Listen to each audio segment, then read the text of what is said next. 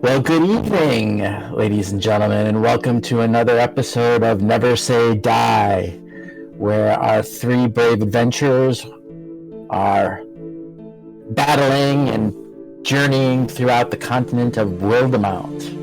I am Mickey Flint. I will be your dungeon master and master of ceremonies tonight. And as always, I am joined by Sasha,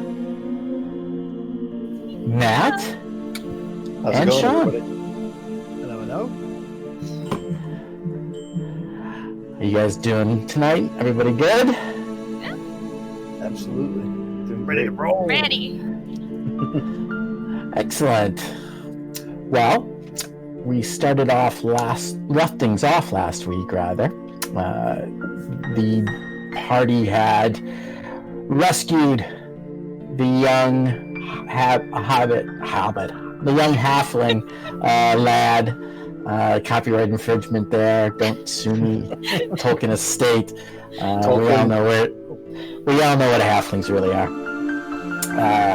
But you had rescued from the clutches of goblins looking to defile the exciting tomb, and had battled through them, killing several goblins, bugbear, and solving the riddle of the tomb. And Clem swore the oath, and a secret door opened, in which you found a burial chamber in which a mystical sword was found resting upon a pedestal, and you felt compelled to take the sword up, and you did so, leaving afterwards, making your way back to the Good Bells farmstead, bringing back young Wilby and returning him to his family. They were overjoyed and were grateful, and they gave you, as a reward, a stone of good luck that you now have in your possession. There was feasting, there was merriment, and you all bedded down for the evening. And I believe that is where we will pick up tonight with tonight's episode. So, did you want to make any preparations before you retired for the evening? We did not get a chance last week to ask. Gwendolyn's gonna take the stone of good luck. I think we agreed that she could have that. And she's gonna take some time to attune to it. Okay. The Gadrick was fine with his ale.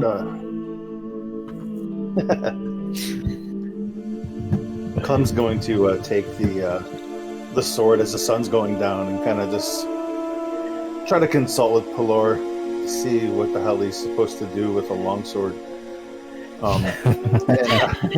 Being somebody that doesn't know longswords, I would say I would call Adric over before it gets a little too much booze in him. What is it, Adric. Clem? What is it?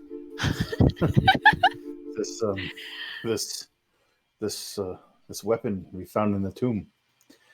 I consulted with the Dawnfather, or the Setting Sun, and well, between you and I and the Dawnfather, I don't know how to swing a blade, and I thought it would best serve us all.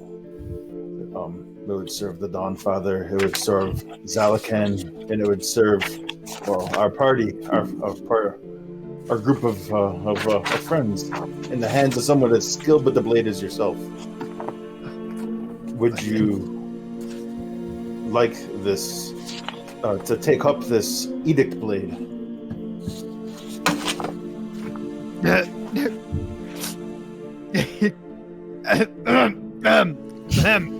I mean, your weapon is very nice that you have. If you don't want this blade, I understand.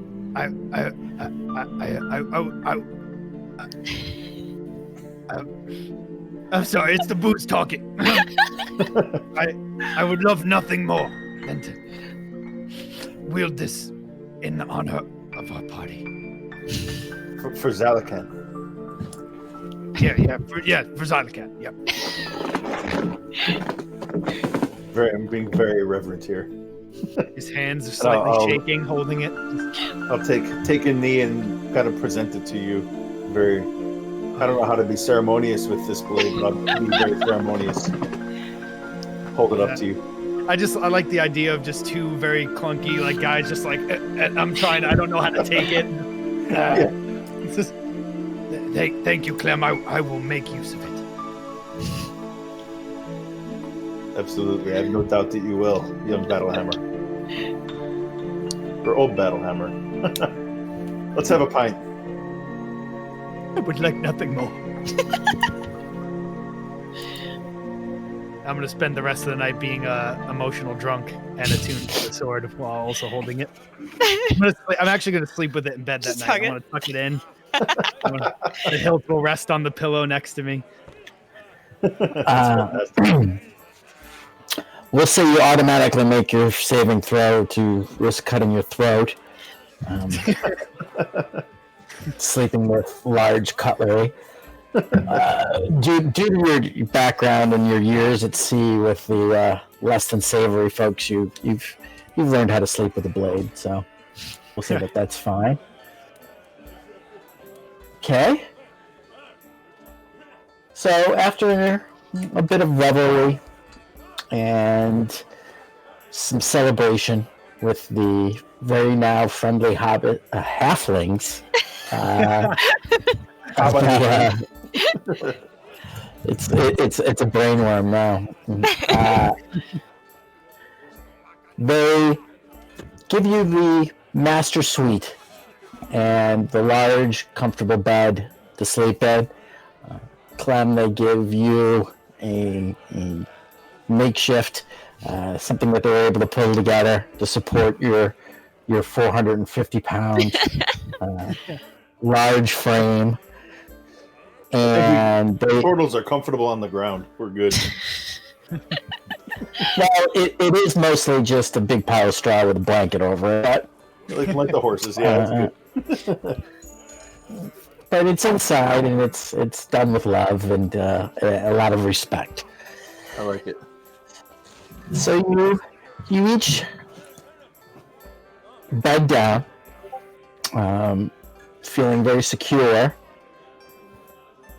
and you each drift off to sleep. Clem, as you finish up your nightly devotions and drift off to sleep, you begin to dream, and you find yourself on the beach of a very familiar setting. The beaches outside of Chelon, where you grew up and where you hatched. And it's a very calming sensation. And as you take in the sun and watch the dawn break, you feel the presence of Pellar, your god. You feel him all around you. And it is almost as if his hand you feel upon your neck in benediction. And you feel his strength flowing into you. And it's almost as if parts of you seem to open up and draw the sun in. And you hear, more feel even than hear the words, but you feel Pellar's approval.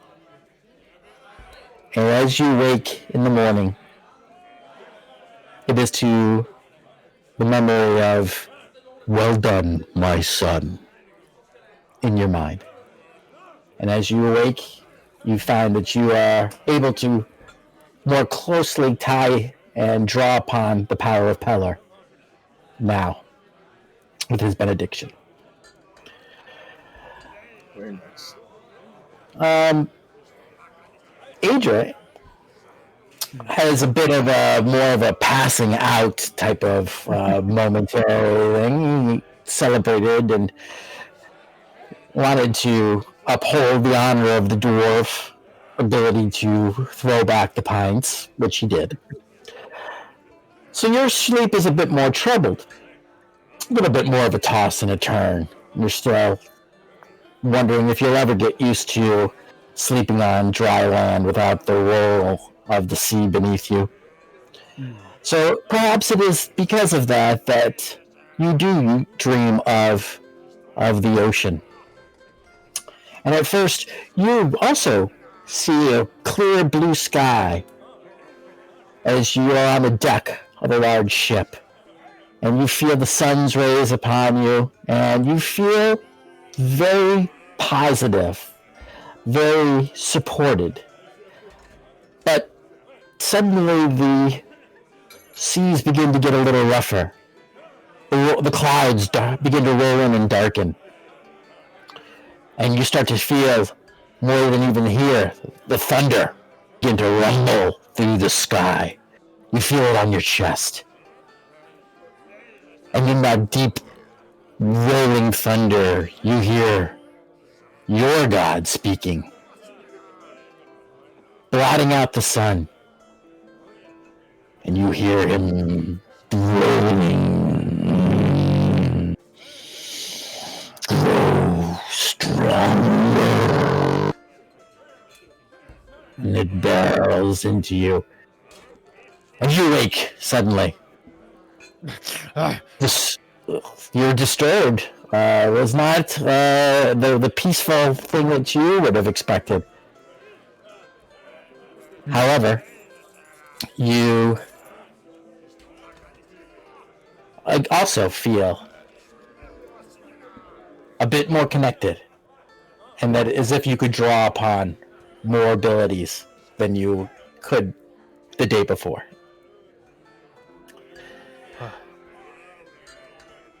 Gwendolyn, you awake, and you don't remember anything about your sleep. You slept like a babe. You feel like that maybe for one of the fewer times in recent memory, you've slept without having to look over your shoulder and feel that you were secure amongst friends.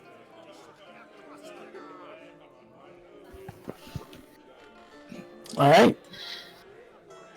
So good morning. Oh,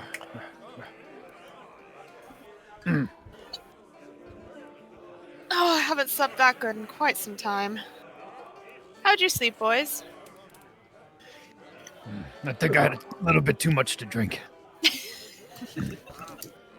I greet the dawn with love. It was a beautiful night of sleep. You said you had a good night. Good night, Gwen. I slept well. I'm a bit sore, I'd say. From Yep.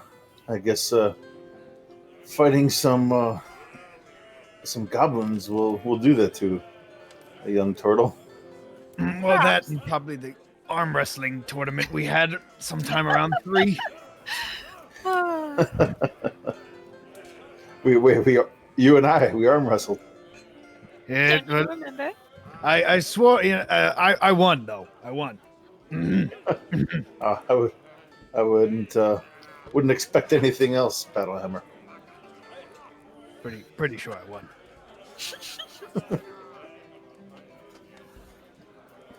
Perhaps we should check in. We'll probably be rolling out soon. Yeah, Yeah, perhaps we should find. Oh God, what was her name? Midge? Was it Midge? Caravan.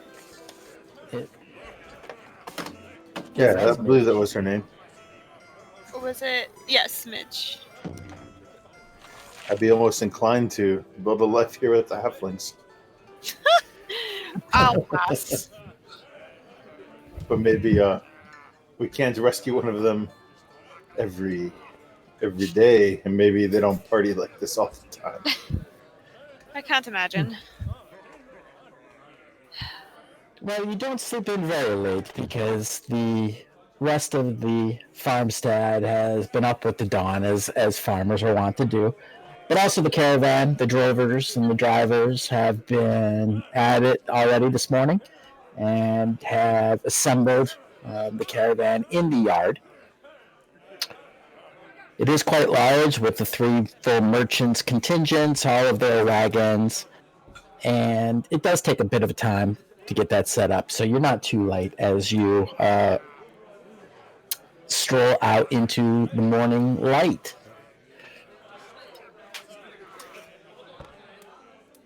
You see Midge. Midge begins barking, "Come on now, get your lazy bones moving, you rascals!" As she intones the rest of the company to get the last of the animals in line and get moving. So, how is it that you all are proceeding? Are you riding on the wagons? Are you walking alongside? I'm going to walk along. Oh, go ahead. Oh, no. Go ahead. Gwendolyn's gonna walk alongside. She's feeling very good today. A little quicker on her feet. So being as I have short, stubby legs, I will be riding on a cart. I've got a nice stride, but I'm a bit lazy, so I'll probably hitch onto one of these as well and sit on the back of one of the carts as long as I can. All right. So we have Gwendolyn strolling. We have Clem riding, and Adric is also riding. Yes. Yeah, I'd assume we'd probably pick the same cart. Yeah. Towards the front of the procession or towards the back? Question. I was thinking more of the rear. What do you think? Yeah, I think in the back. I suppose. Okay.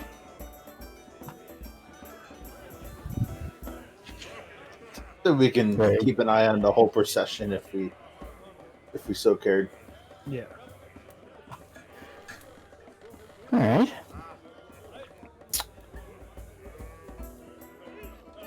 You begin to make your way, leaving the farmstead, heading east, and then turning somewhat northerly as you proceed out through the Morrow Valley.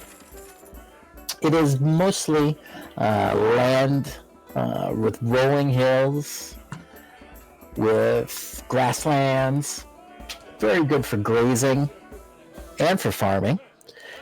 And you occasionally pass a variety of farmsteads, but also open pastures where you see sheep grazing and general domesticated areas. You spend the morning traveling, but but really nothing of any kind of note for most of the morning. The weather is fair. The sky is blue with some clouds, with a light breeze. All in all, very, very pleasant. Is there anything that you want to be doing while you're traveling, or mostly just I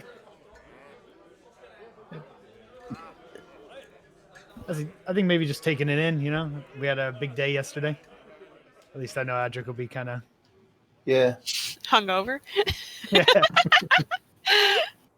His arm's a little Knowing sore, I'm probably supposed to be helping to guide this thing, I'm probably not really looking for signs of trouble. I'm more just kind of gazing at the horizon, like when you're on a long road trip, just watching the trees pass by. okay? Gwen's gonna be like keeping kind of track of like the roads, like taking little notes for her maps.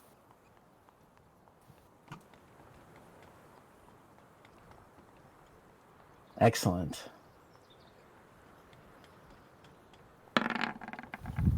Maybe periodically going to the front, seeing if Midge wants any scouts or anything to go ahead. If anything looks odd.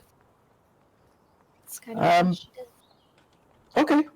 Yeah, you kind of find Midge up towards the front of the caravan in one of the lead wagons. She doesn't drive it, but she sits there very imperiously. As you kind of have to a little bit of a jog to catch up to the front of the wagon, the front of the caravan. And she looks down at you and says, well, it looks like the hero at least decides she can do some work, unlike the rest of your lazy crew.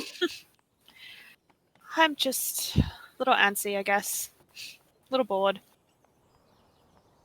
In my line of work, honey, bored is never a bad thing. True, but I like the excitement. Yeah, she knocks on wood. Girl, would you like to live dangerously? You're gonna call something down on us, keep talking like that. I know how to be discreet. Oh, do you now? Yeah. I guess there's a time and a place for that. But I wouldn't mind some forceful action should we need it. You've got it, and I'm sure my companions would be more than willing to bash some heads in if needed.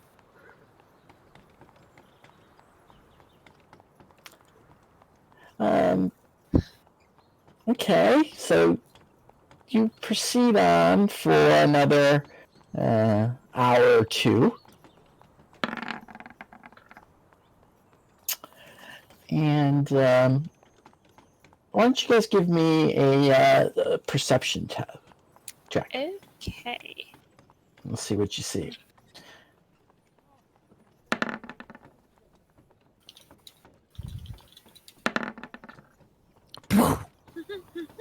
Oh. First roll. You said perception? Yeah.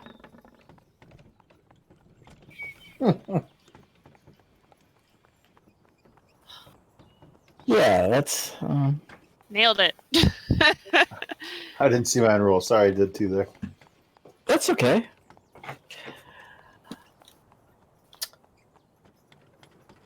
Well, the dwarf might indeed be a little hungover. Because with his 3, he's not really seeing too much of anything. He's mostly concentrating on keeping the meager breakfast that he had down. As the rocking of the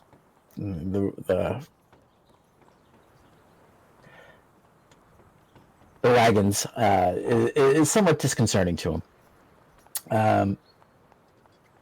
Gwendolyn, you're kind of keeping an eye ahead, and you're pretty much on a swivel. But everything seems to be pretty much all right. You're proceeding on what looks to be a pretty well-worn trail The occasional grasslands now have gotten a little bit more rugged as you've proceeded further east. You've left behind a lot of the farmlands and the domesticated areas, and you're more into open country at this point. There are trees and shrubs, somewhat scattered, but blocking the view. Clem, you're towards the back, and you definitely notice that the woods to the side are a bit thicker. Not wood so much, but the scattering of random trees has definitely begun to get a little bit denser. And you think you might hear something, almost perhaps like the bark of a dog. Maybe was that you heard? Oh, I like dogs. I'm gonna start. Try to concentrate on that a little bit more. Battlehammer, you hear the dogs? No, I don't believe I hear any of it. Trying to keep this breakfast down. You guys bring dogs out at sea with you? No, it's a cat that's actually considered good luck on the sea. But cats can't swim, can they? No, it was very tragic. Oh. Doesn't always end well. Oh. Poor I've always Mr. wanted a Whiskers. dog. Mr. Whiskers. Oh, I heard a horse. I've always wanted a dog. What's this about a dog? I thought I heard a dog. Have you ever had a dog, Gwen? I've never been in one place long enough. Oh, dogs have legs. They can travel too. I like to move easily. Like a cat. Have you seen any dogs on the trail? No? Can I look for animal prints on the ground? Yeah, give me a survival. Like, kind of off. Where's that? Okay. Ooh.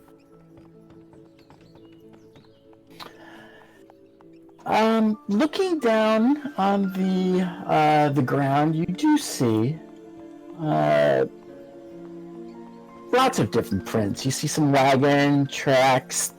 This is a pretty well-traveled, though there's nothing that looks very, very fresh. You do see there has been traffic that has gone through this way. You see what you'd expect to see. You have horse shoe prints here and there. You do see other things that could potentially be dogs. Some kind of smaller prints. Small. And you see also a couple of very large, here and there, sporadically. Three, kind of a three-toed, almost, imprint in the ground. It's not something that you've seen before. Have either of you seen prints like this before? I'm gonna hop down off the cart. Make a big show of making a big stretch first. Let me take a look. Take your time. Yeah, I'm gonna cast guidance on myself if I'm looking at something here. Let's let Pilar and I take a look at this, would you say? And I don't know, have I seen that before? Go ahead and give a roll. Survival? Yes.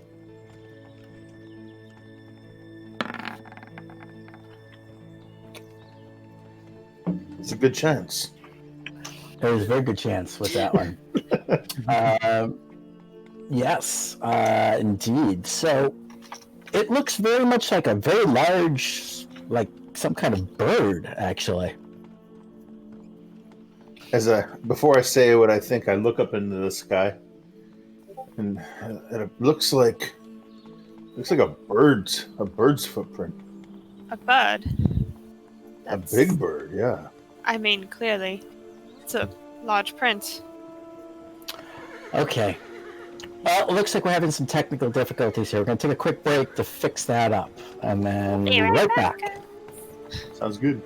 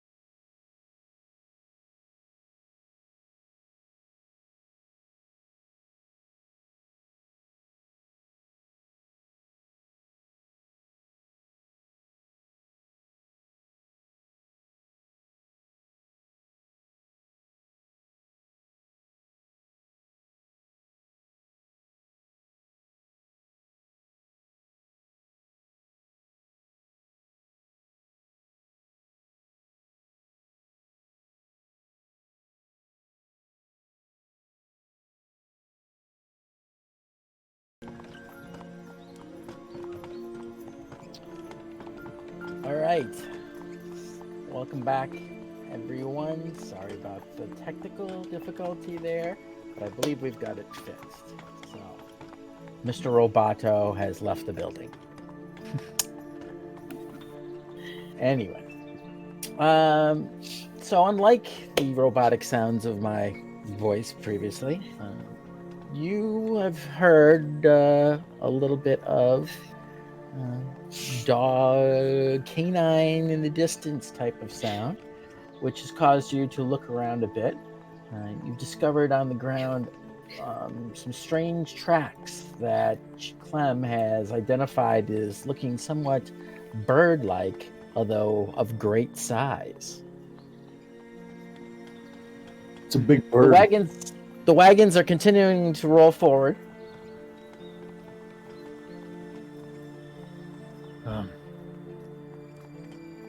Maybe we should call them to stop. Or do you think this bird's going to be a problem? I don't know. How old do they look to you? How old do they look to me? How old? Yeah, these fresh tracks. It's hard to say with the dryness of the ground. They could be anywhere from a few hours to several days. They could be anywhere from several hours to a few days, or the other way around. They could be old. They could be fresh. They're from a bird. That's all I can really say. I mean, there's no reason to stop for a maybe. I heard dogs, I think. Is there a bird that sounds like a dog? It's weird birds in this forest. Maybe it does sound like a dog. I mean, Gwen, do you know of any birds that make the sound of dogs? Big birds. do I know of any birds that sound like dogs? Do I?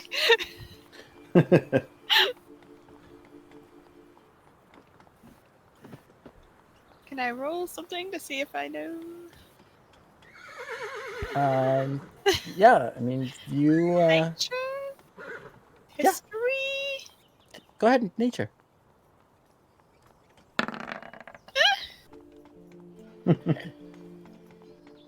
Yeah, you don't know anything about canine-sounding birds, but you can clearly see now that you've been pointed out these tracks that they are actually quite long and have almost like talons the way that they're dug into the ground. No, I can't say I've ever heard of any dog-sounding birds, to be honest. I mean, the world is filled with mysterious things, I guess. I say we keep riding, and if it shows up, we show it what for. Yeah, I agree. That's probably the best way to do this. Maybe it's something we can eat. Keep your eyes peeled. Keep your weapons at the ready.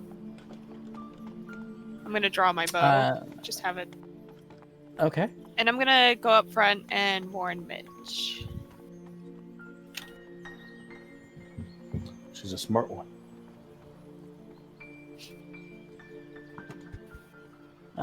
As you walk up to warn Midge, the horses in front of the cat actually begin to shy away as if smelling something. But your free warning allows you to see the rustling of the trees in front of you as large bird creatures that you have been looking for break through, and you can see the following. Although not being ridden, but with the large You see these large beaks with axe, almost like an axe-shaped beak come out of the thing. And then the other one can roll initiative. That thing's cool. Don't forget to click your icon. Ew. That wasn't great. No, me either. Oof. Not bad. Classic Adric. Attaboy, Adric. He's ready to go. I got my one out of the way early before.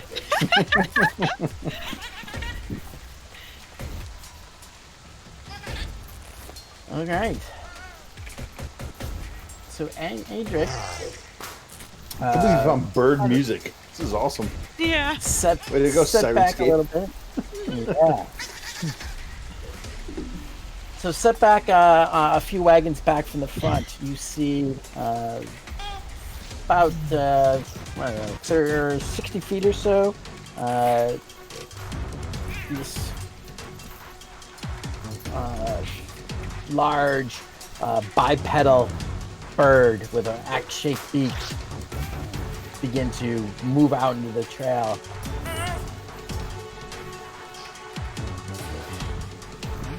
I want to hop over the side of the wagon I'm on. He's still about 90 feet sorry. in front of you.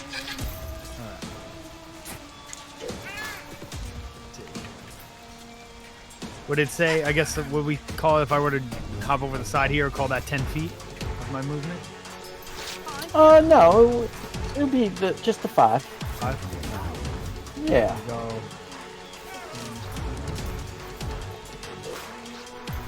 Oh, okay. I see. I think the map's there. 15, 20. It's not wanting to work with me. There we go.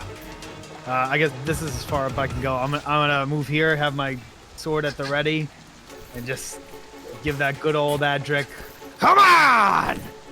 And I'm gonna ready an action for one of these things to get in, and I'm gonna swipe them. Get within a swiping action. Okay. Very good. All right, Gwendolyn. May I? Could I use my bonus action to hide? There's things to hide around and behind. Well, describe to me what you're going to be hiding. I want to duck How you kind wanna do of that? behind this wagon right here. Kind of Absolutely can. out of sight, but I can see this one. And I would like to shoot at it with my short bow. Okay, first give me a stealth. Stealth. And does this automatically... That's almost really bad. That was almost one. And does that automatically put in my +1 from the luck stone? Your luck stone is only for saving throws. It's ability checks and saving throws. Then no, it did not. Okay, so then that is a We'll add that. 14. Yep. I need to adjust that. I only put in saving throws. It's okay. I double checked it right before game 2 because I was like, ugh. Okay, so do I get my sneak attack? You certainly do. Yes. Oh. I need to.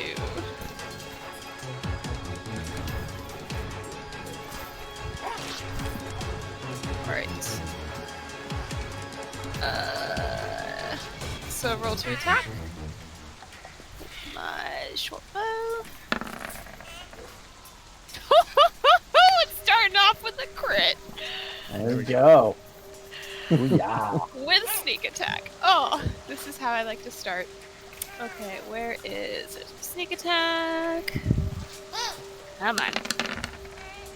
Ooh, not bad. Okay, so... Wait. Why did it do...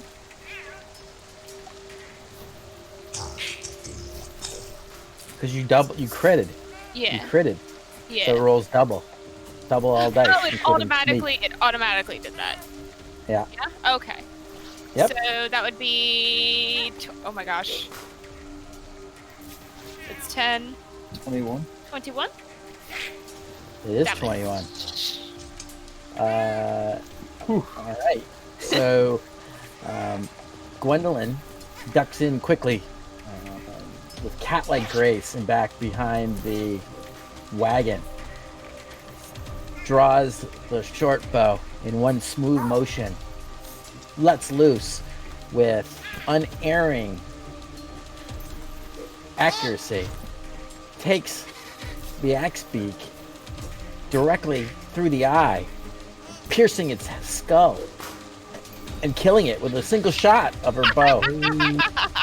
That's a hunter. That was a pretty amazing shot. And you hear a squawk as this large 5-foot tall bird plummets down to the ground, dead. You almost feel sorry for it, but not really. All right. Anything else? You do have a little bit more movement. No, I think I'll say. Actually, I've already used my bonus action. Nope, I think I'm just gonna stay here. Okay. All right. The other. All right, that's pretty.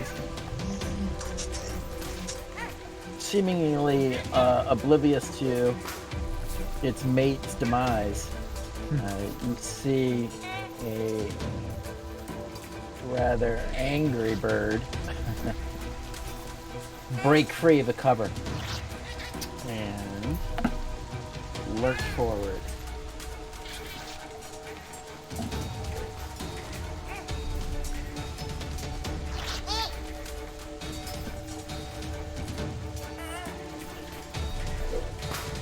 Ooh.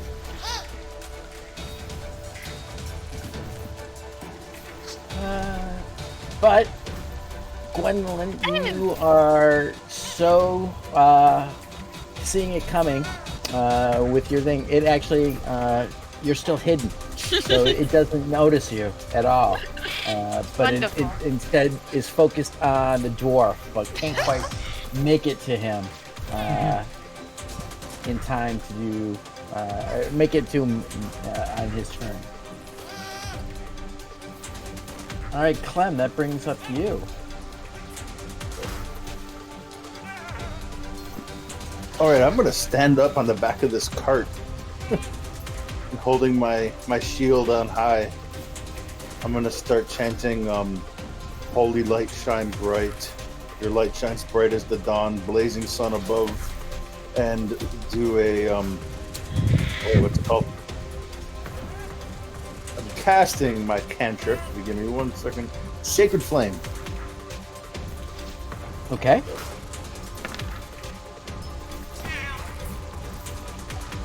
So a dexterity save from the bird. Which he fails very badly. He takes a little bit of radiant damage Okay. as the flame kind of comes down from above and just, I'd say, sears it, and I smell some cooked bird.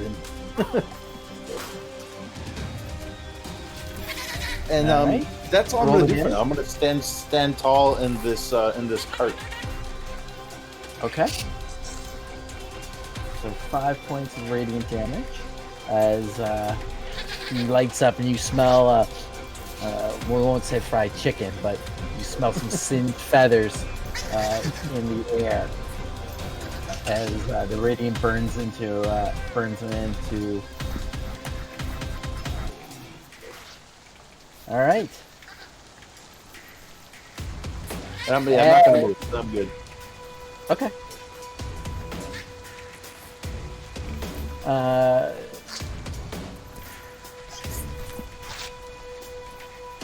Moving outward.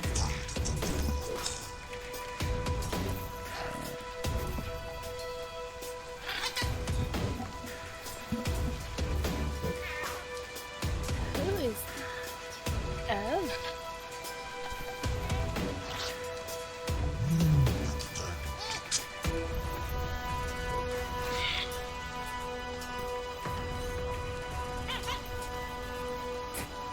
You see lumbering out of the foliage what you might have thought were hearing the sounds of dogs are wolves. And they seem to be braying and egging on the axe beak, driving it forward. Oh.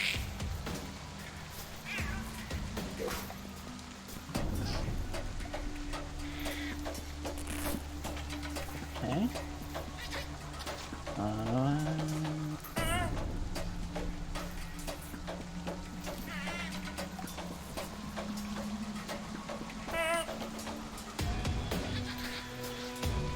All right. One moment.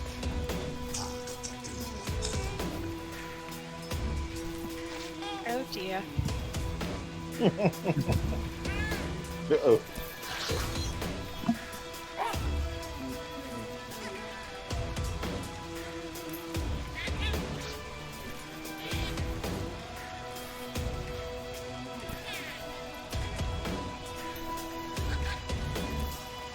All right. Barely visible, you see a figure off in the distance. And before you can even notice really what it is that you're seeing, an arrow is released and flung and shot, striking our friend Adric Battlehammer, taking a blow. The 22 is hit. Oh yeah. And you take 9 piercing damage from an arrow released by the unknown assailant, stepping out into the, and then ducking back into cover.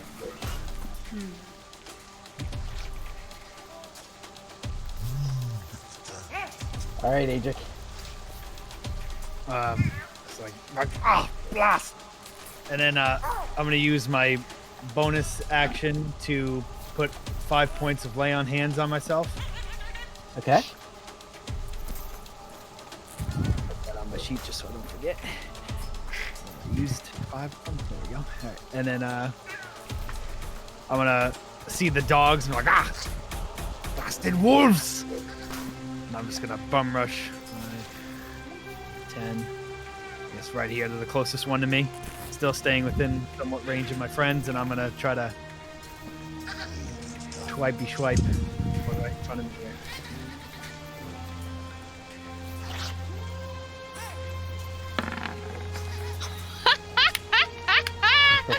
No. All right. So drawing the newly gifted Edict Blade, you feel the righteous, holy guidance of your hand as you swing down and smote this yapping, snarling wolf, in which you strike true. Roll that your damage there, sir. Whoa! Damn! These are machines. So go ahead and describe how you one-shot this poor canine. Just gonna holding the blade up like a little beam of light, you know, and just in one clean swipe, just straight down the middle, just split it, falls off to both sides. The Adric, not so much taller than the wolf, stands up on his toes and smotes him down, splitting his back open in a spray of gore and disgustingness. That is the Blade end suits you well, of- Battlehammer. I just look at Clem. Thanks, Clem! Anything else? No, I'm just extremely All right. happy. All right. This thing isn't like hostile at me at all. Like it still can't see me, right? You were hidden. So if I move, it wouldn't get an attack of opportunity on me? Because it technically doesn't know I'm there. Correct. Okay. Then I would like to peek around the corner and get a clear shot on that wolf right there. Alright, you'd have to step out. Yeah. Yep. But I still, like, I kind of want to do it sneakily so I don't lose my hide. Yeah, you would. Okay. He's not aware of you back there, so you would get sneak attack on this. Okay. Woo! Let me just double check that.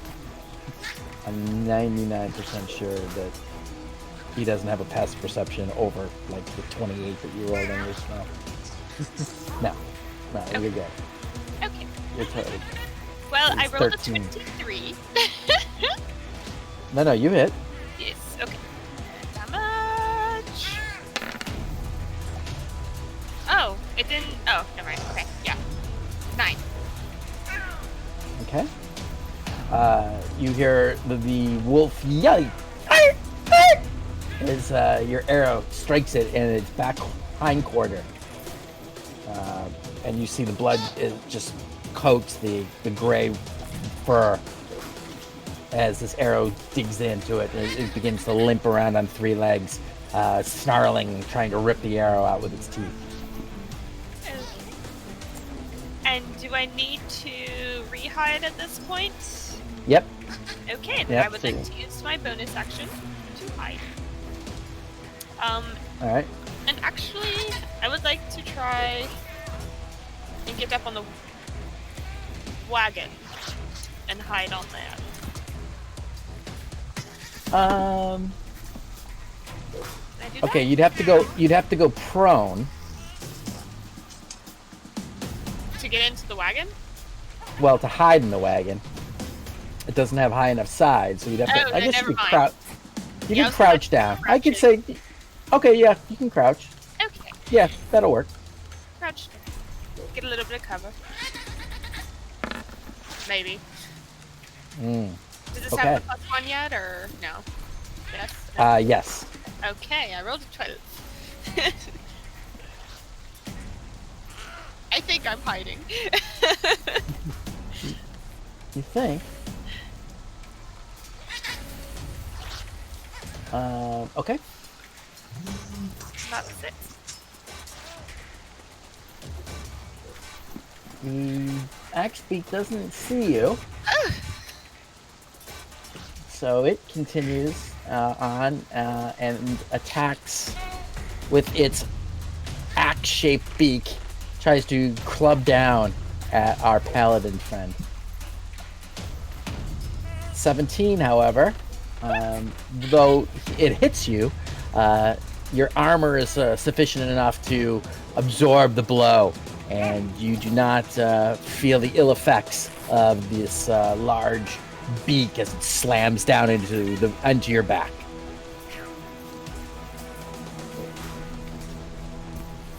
Clem, you've just witnessed a bird larger than your friend crack down its massive beak into the small of his back.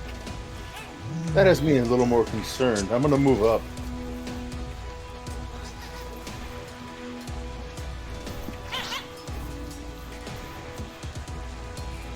Oh,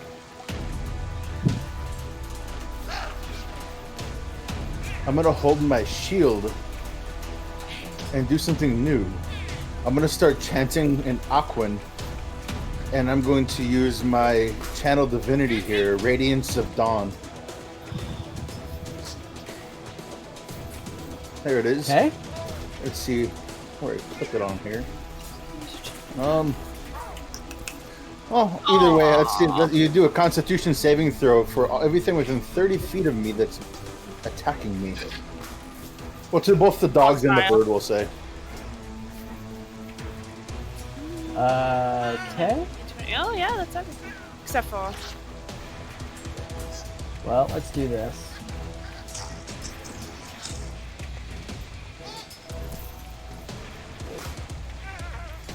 Alright.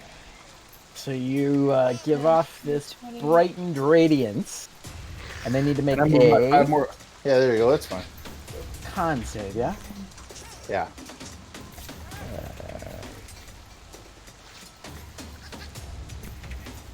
So he fails.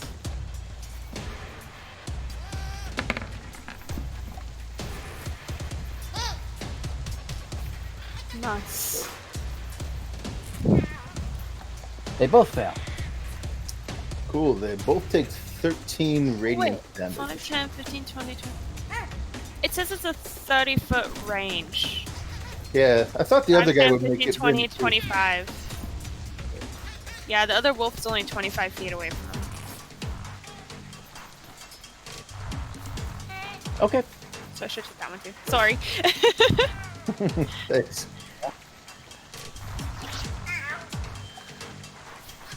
Well, apparently I was psychic, and I realized that he was going to make his save. So he only takes So- half damage. Okay. So what's the damage? 13 for the 2 that failed, and half that for the 1 that did not. Okay. So it's radiant. Radiant, yes. You see this wolf actually begin to glow bright, so light you can actually see the bones inside of it in this brief blinding flash, and with a smell of ozone and a quick that trails away, it just drops to the smell of burnt hair and fur. Rather nasty. The axe beak lights up, and it looking extremely singed and unsteady on its feet. However, it's still standing. However, the other, as it tries to dash out of the way, it seems to almost get out of the way of the of this blinding flash, but the rear corner of it, where it took the Gwendolyn's arrow, is enough to catch up with it. It can't get away, and you hear with a singe and the smell of ozone. It burns from the holy fire, the holy light of your God's wrath. Nice. And it is no more. I do the Alta Pelor and hold my shield towards the axe beak, and I'm done. Okay. You see the individual step out and quickly drawing a longbow, fire off a quick shot, first at Clem, and then a second shot quickly at Adric. Adric, you're able to deflect the blow, the incoming arrow this time with your shield, knocking it out of the way. However, Clem, perhaps Can I use my reaction? if you haven't used it yet, then you most certainly can. I have not. I have a warding flare I can use. Okay. Oh, never mind. He's not within 30 feet of me, so never mind. I haven't used that before, so. That's okay. All right. So, the arrow comes in, Clem, and you're not expecting it, and it seems to come Oh, I didn't even know he was there. without warning, and it drops over your shield, striking you for five points of piercing damage. The wolves have arrows. As I pull it out of my neck, the wolves have arrows. Oh my god. I look out for what the hell's going on here.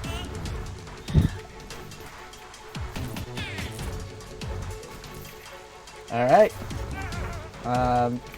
The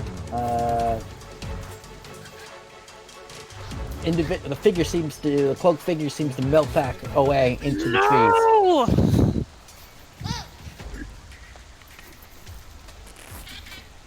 Okay, Adric. I still have a hulking bird next to me. Yes, you do. after blocking that arrow, maybe seeing where it was coming from the second time, being able to block it, I look and see, like, in that area, I'm just, rah! And I just try to swipe at this bird right in front of me. Okay. Visibly frustrated, though.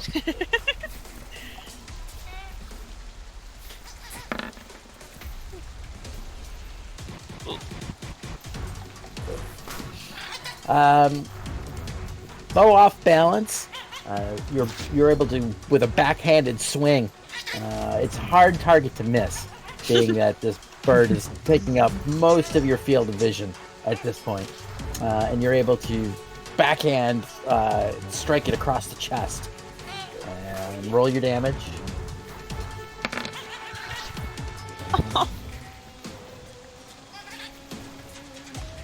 Which was enough to slice through its chest plate. And you, with a squawk, it pummels to the ground. I was looking at this sword, I'm like, I love this thing.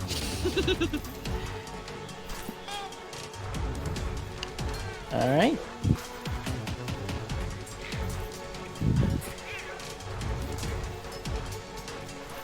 Gwendolyn, Yes. you're crouching in the wagon now. Yes. So. I am going to step up a little bit further. Crouch down. I would like to hold my action for our little friend to pop out again. Okay. And when she pops out, I'm going to shoot her. All right. All right. At this point, we're out of combat as Oh.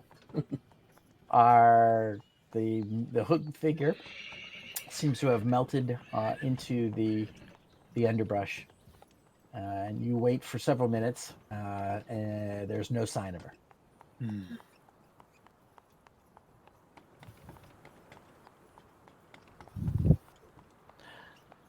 So currently you have some spooked horses, and you have a rather angry Granny Cooper trying to pull everything together. Gonna hop down. I mean, we did kind of save your life. Told you. We'd be good. Yes, you're good indeed. You're good, but what in the bloody hells was that all about? I mean, look at the Caravan size in of the that woods. bird. I see quite a fine dinner. She kind of gives you a look of like,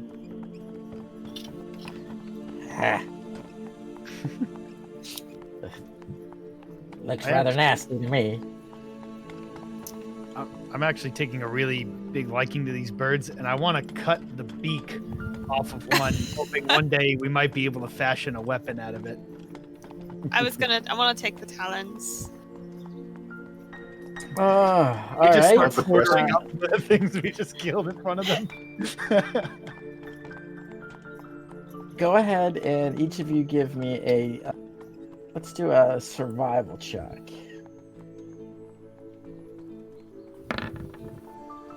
Oh, fuck. Gross. We do not do well.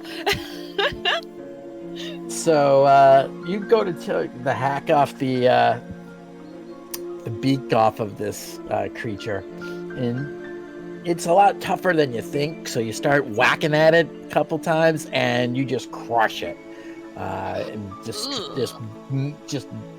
fracture and totally crack it open. Gore everywhere. You've basically made the head of this poor creature look like some bloody pulp on the ground now. I wanna look around and go, see, it's not that strong. That's what I was doing. Yeah, Gwendolyn, similarly, Yeah. you tried to get the talons off. You did get most of a talon off, but you definitely didn't get the whole thing. You probably got like the last third of the talon is the closest that you could get off. But enough that, it's sizable. Okay. About the size of a rabbit's foot. Instead of the 6 inches, the talon that it would have been normally.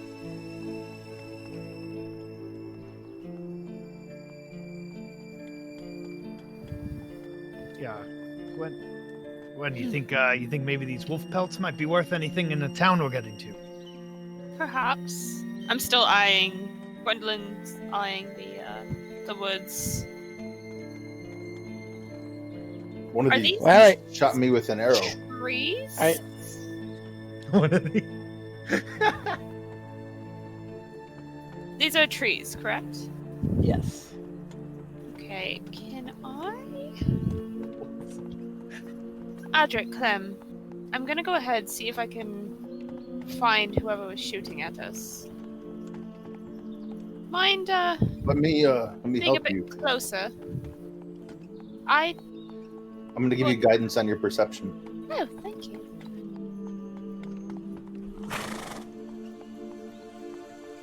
Can I duck into here and hide and try and see if anyone's in there? Like I went to stealth and look. Yeah, so roll the stealth first. Do I have to use guidance for that one, or?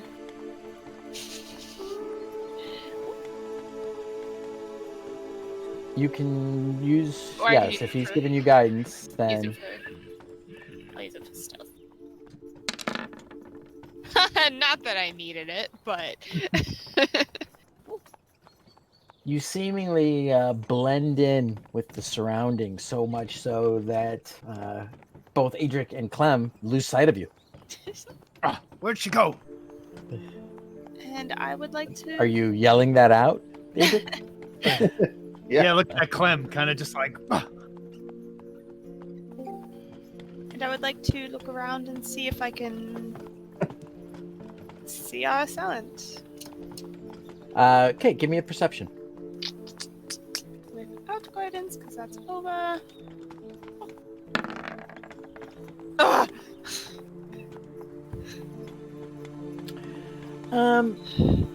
Well, even it's darker in here and it's a little bit harder to see. But you can see there is a bit of another path that seems to be running off of this main one. Oh.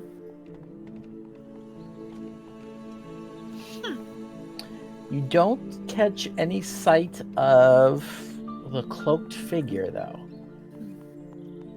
Can I look a little bit closer for like tracks? Go ahead and do a Admit- survival for Yeah. that. Not investigation. Oh, I can't even see what that is. Oh, I'll take it.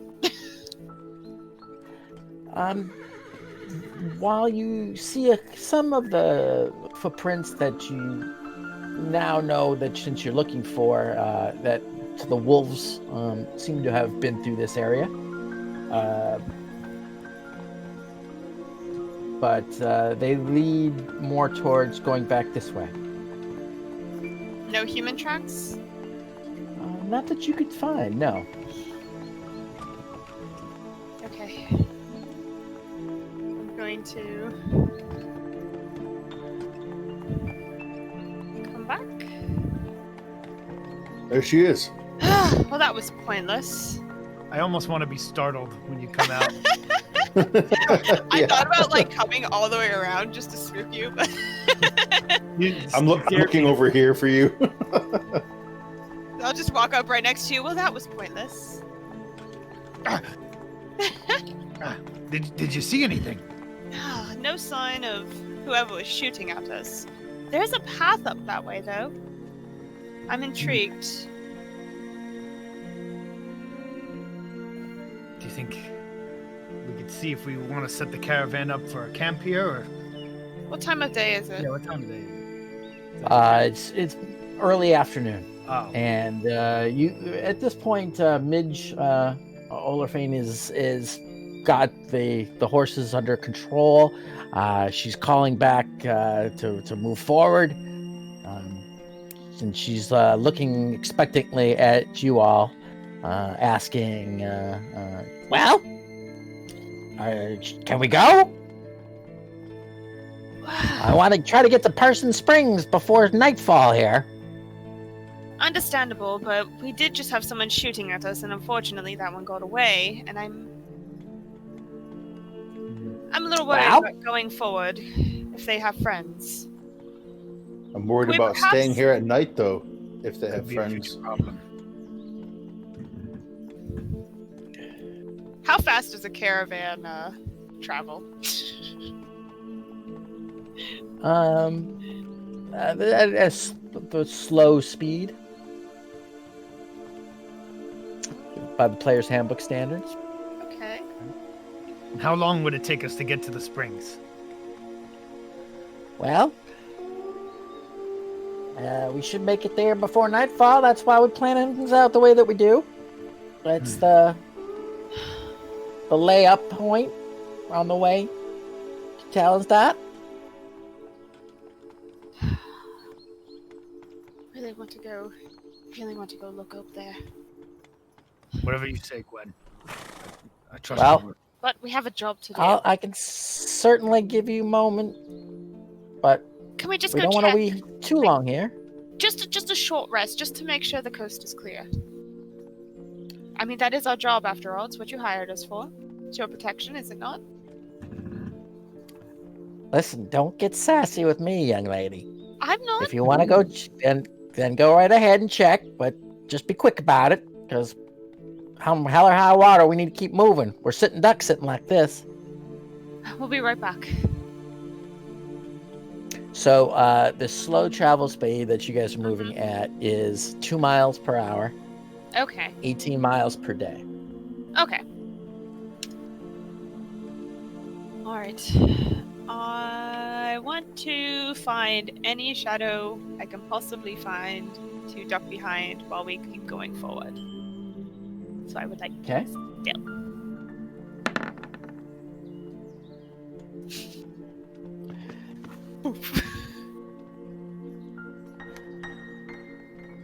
Okay, you're able to stealth quite easily.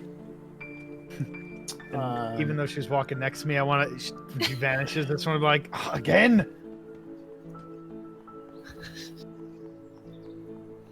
I'm gonna look out for pigs, for boars, specifically boars. If you're going to be specifically listening, give me a perception test. Sure.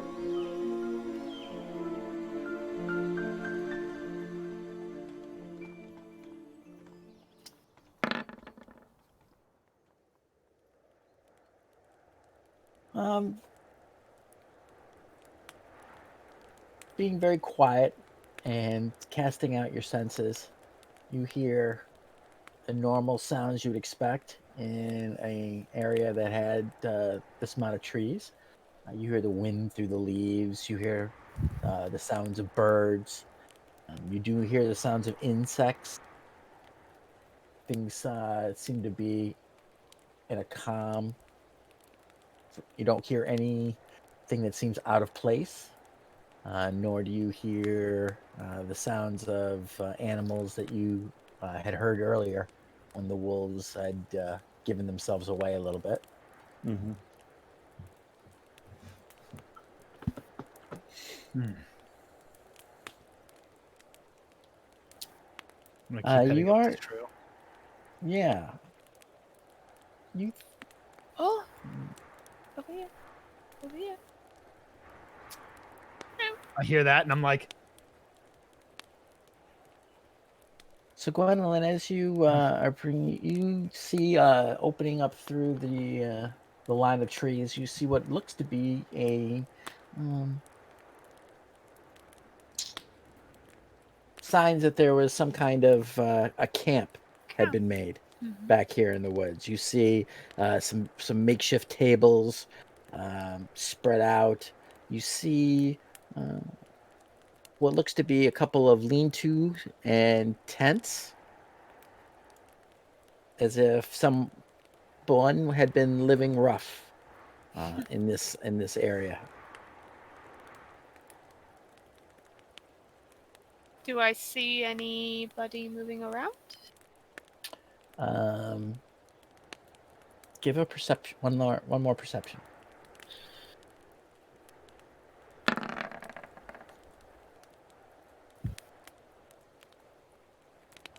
13? Listening, you don't hear anything, nor do you see anything.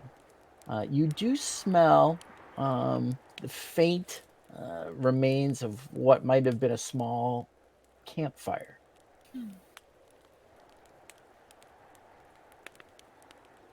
Gonna go back to my companions. Wherever they went, there they are. I found something. Ah! Huh. Where? What did you find? There's a camp over here. What kind of camp? There's a shoddy one, but a camp nonetheless. Should we check it out? Let's go.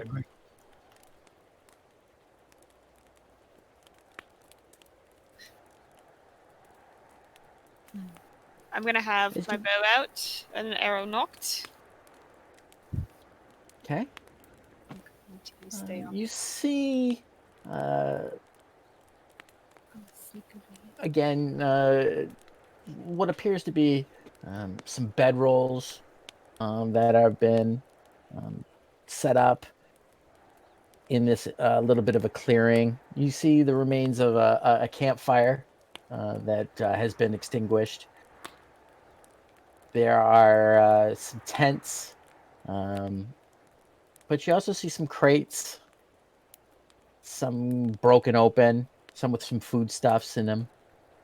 You see one of the tent areas has been set up to keep these crates and what was inside of them from the elements.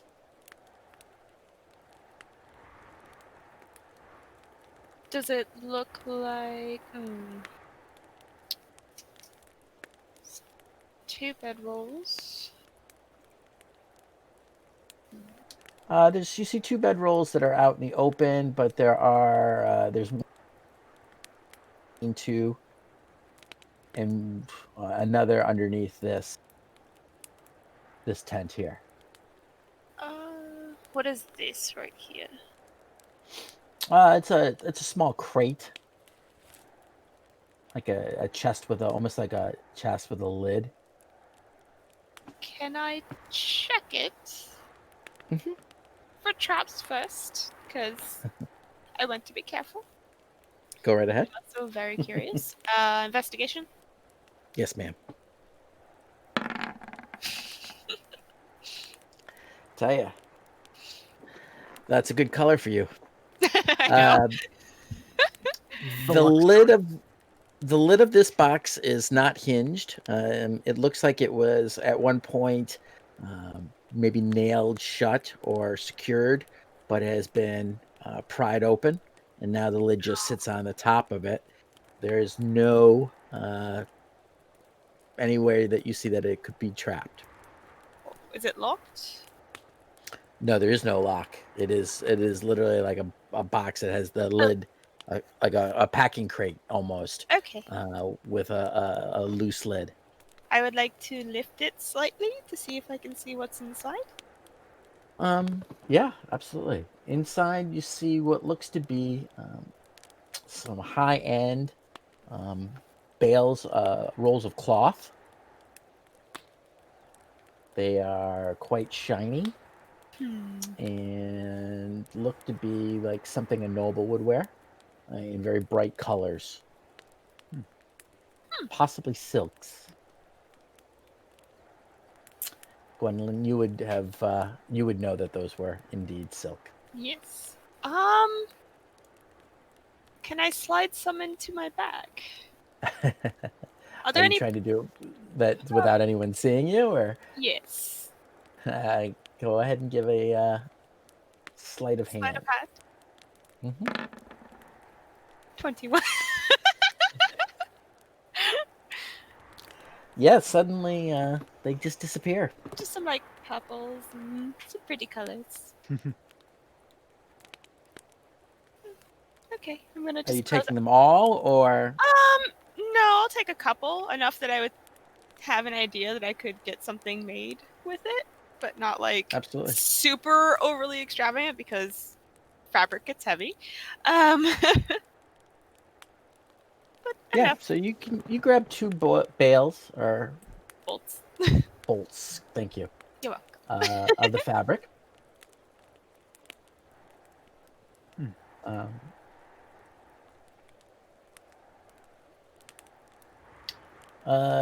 Everybody else give me, I'm assuming you're going to be kind of rifling through what you see here. Give me investigation.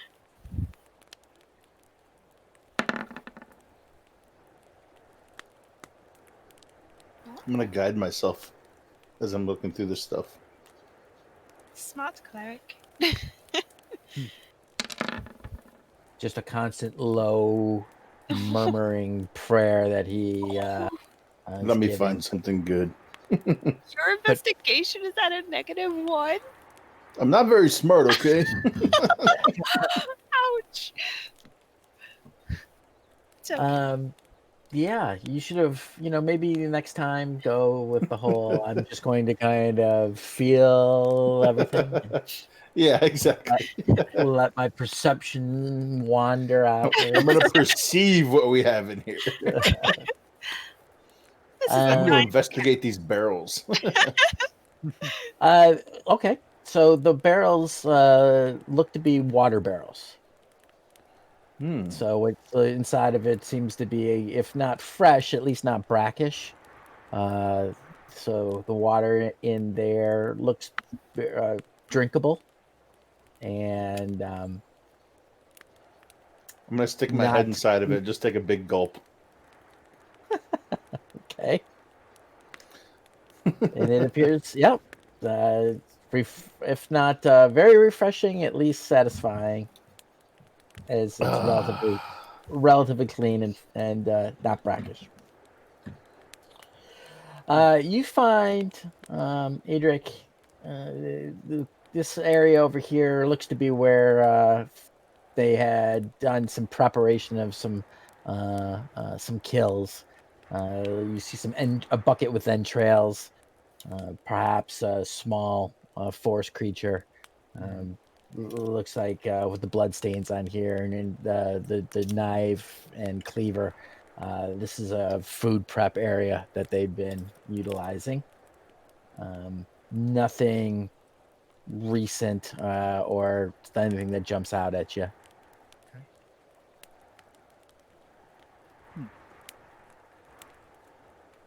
After that, I might kind of head over here towards this bedroll with these boxes here and stuff. Yeah, and generally going through those boxes and those crates, you see small, what you're familiar with because you see a lot of them on the caravan as you've been going. They're general transportation crates for goods. There are different merchant marks have been stenciled onto the sides of them. You see several different, none of which you recognize with your limited exposure uh, for the merchants that you're traveling with. But it appears that these had contained goods at some point, but they've been broken open and are now empty. And now it looks like they've been being broken up and have been used for firewood. Hmm.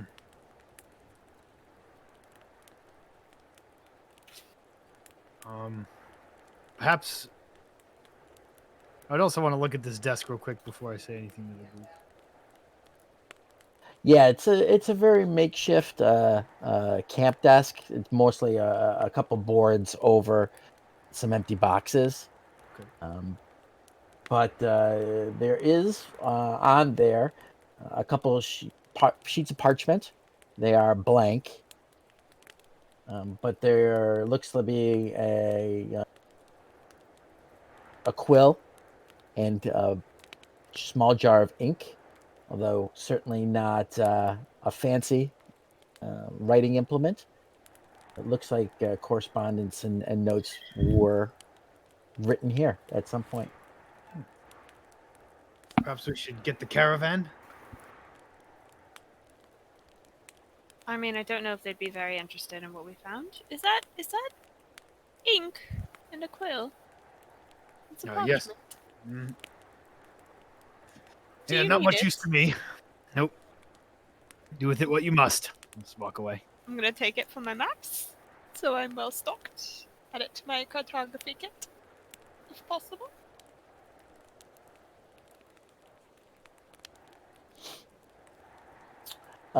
Gwendolyn, Uh-huh. having much more familiarity with inks and implements for writing, you recognize this is just a field-made quill, just Okay. from a feather, and you Okay. recognize the feather. You had seen them burnt recently on Oh. 2 very large flightless birds, not just a few moments ago. And there's nothing written on the papers? Nope, these ones are all blank. Okay, I'm gonna take it all. Okay.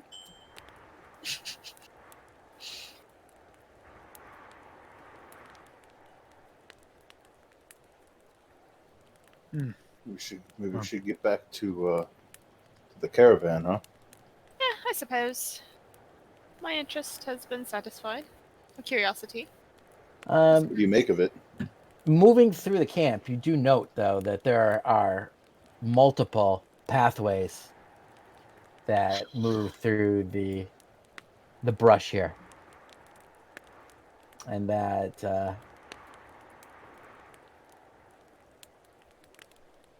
Unless... I'm sure we've got a little bit more time. There's some paths here. I see you're interested. Adric? Yep. I'm with you. Let's check it out. As you guys go, and just to theater the mind here, you spend about 20 minutes or so moving through the bush and through the undergrowth here, and you find that there are a dozen or so crisscrossing paths that spread out through this area. Looking down, you notice that there are lots of different footprints. There's been traffic through here. You note not only the footprints of some kind of humanoid booted individuals, but also the padding of the wolves that you've encountered are riddled throughout this entire area. You don't find anything else, nor do you come across anything now stalking through this area. It appears that whatever was here is cleared out now that they've been discovered.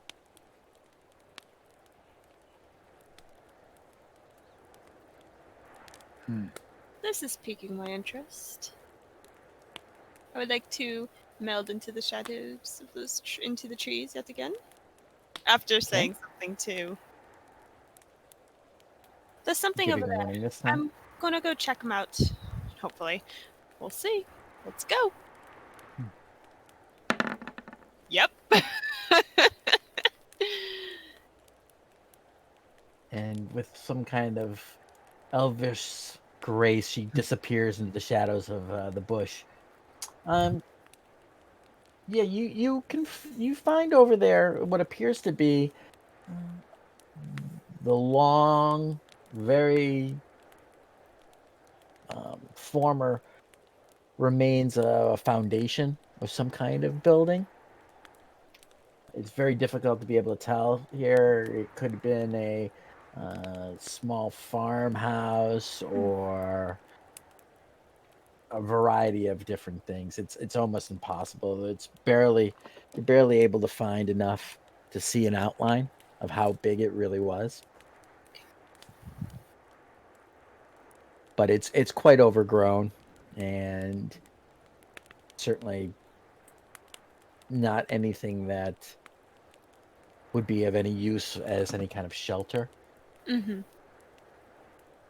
The few stones that are on top of each other now don't come up to even your knees. What about these bones over here?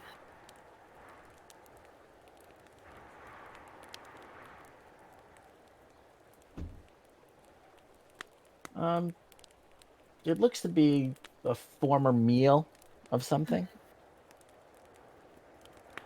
Just like something ate and left. Something in the past had been eaten there, and the remains had been left. And now they're just a jumbled, broken pile of bones. Okay, I'm bored. Did you find anything? Did you I've come been back just out trying to again? keep track of you. Good luck with that, darling. Edric isn't as surprised this time as much as he's just like, just kind of tired of being startled. I guess we could head back to the caravan. Alright. Should we let Minji know about the abandoned camp? I think so. Just to be safe. So we'll make our way back to the caravan. Do-do-do. Do-do-do. All right. As you come back, you see Midge standing up on top of the front seat of her wagon, very cross-looking as you approach. What? Can we please get going then? Did you do your job? Is it clear?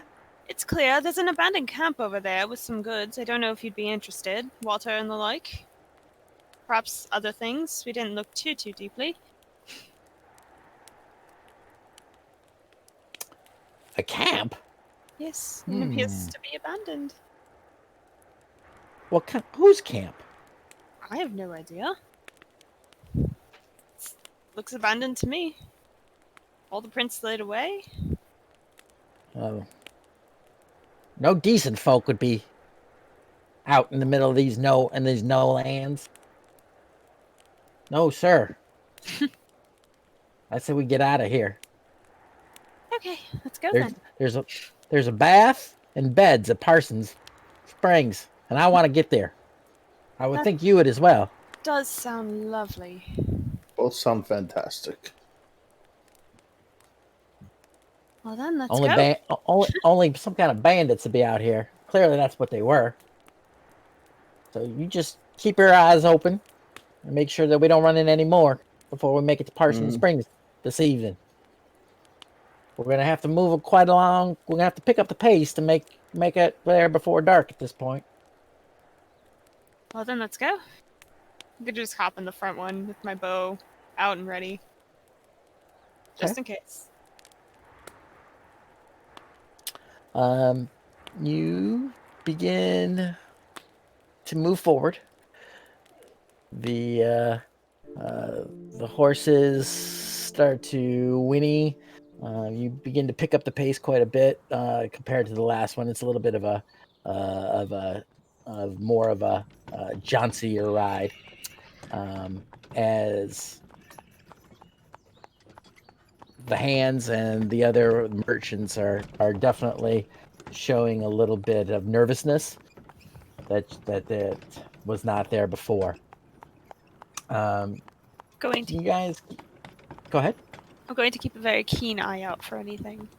I thought you might. So give perception checks.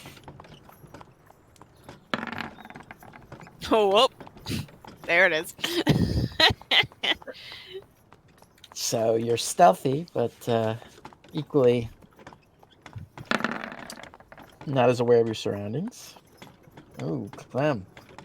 Oof. I'm purposely not paying attention right now. It shows.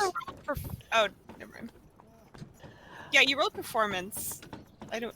Oh, I did. Look at that. I didn't even realize that. which is a negative. Yeah, so you should do better with your perception, I would think. Yeah, Okay. There you go. yeah. So while Gwendolyn is focused on the plants and the foliage around, she seems to be getting a little bit more distracted and not quite aware of the bigger picture. Both Edric and Clem, perhaps from the adrenaline from the battle still running through their veins, are very keen and keep a very strong weather-eyed out. And while you see some normal birds and hearing the sounds that you would expect, you don't see anything amiss, even with the accelerated pace. As the sun starts to move down towards the horizon at your backs, you begin to see through a gap in the now slightly rolling hills that you have been passing through for the last hour or so, an open field, and the lights in the distance of a small settlement. Well, there it is. Parson Springs. We made it. Good timing. It's a small little way stop, but with the increased traffic and the route here going back and forth between, it's popped up to support the travelers going back and forth.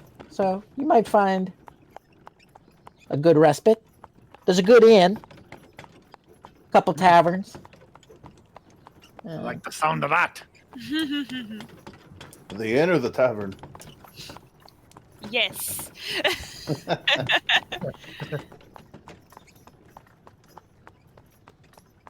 It takes about another hour or so for the slow, even at a brisker pace than you had been traveling. It still takes the caravan quite some time to make it into the end of the valley where Parson Springs looms. You can see that they are indeed quite used to hosting caravans and cattle drives, it appears, because there's a very large staging area for caravans to set up camp. And the merchants guide their wagons into this area and begin to disperse and unload and begin to set up the numerous tents for all the handlers and the large ornate tents that the merchants themselves set up.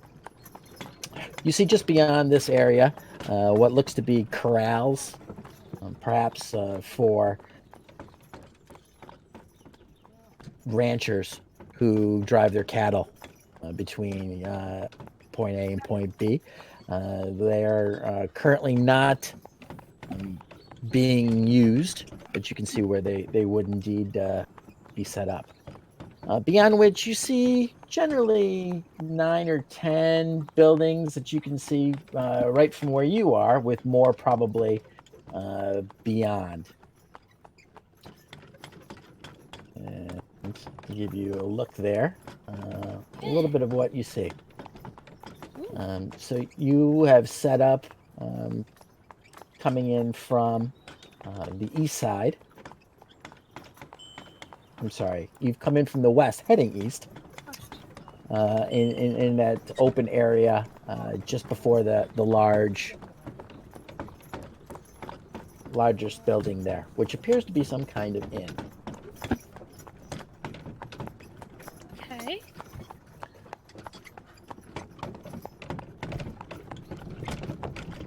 That'd be. Oh, can't click it. It'd be the building on the west side. This big one.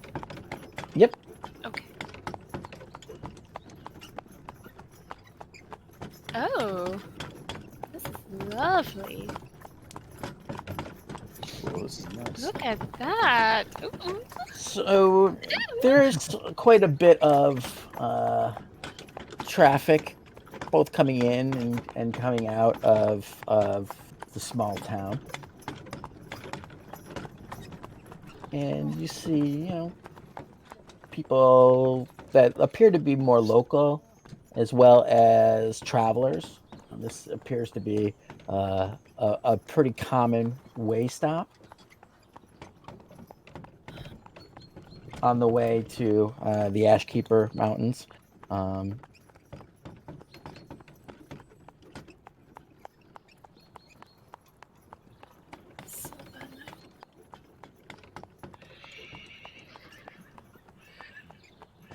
So a little flavor there. Okay. That's cool. It's really cool. Well, Adric's heading straight for the tavern. How much is Midge paying us for this job? She's been setting you up with free passage and food. It's a new So action. there was not actual, you kind of negotiated this for your passage. Okay. So as such, you guys have a tent that the drivers set up for you each night. So you aren't sleeping rough. You each have your own small tent. Okay. And as part of the caravan camp, they set up your own section. Okay. And it's quite large. The caravan camp is quite large. Okay. Then never mind. So as they begin to do so, it's going to take them, the better part of a couple hours to get the wagons unhitched, the horses set up, the tents and whatnot set up. You aren't expected to have to take care of your own, that being part of your agreement. You're also fed, but there is no monetary Okay. agreement. That's okay. Okay. I go to the tavern too. Okay. Get a drink, listen around, see if I hear anything. Kind of there for a recon. Well, you see, as you begin to walk into Parsons Springs proper, you see quite a bit of activity. You see an area where there are, it looks like to be almost like a market, stalls like you would expect to see in towns or cities across the empire, except these clearly seem to be facing all out towards the area where the caravans set up. You get a strong sense that they are here to service those caravans as they move through the area. Even though it is nearing the end of the day, there's still quite a bit of activity. You see a blacksmithy down one street, still hearing the clang of the hammer as it's striking the anvil.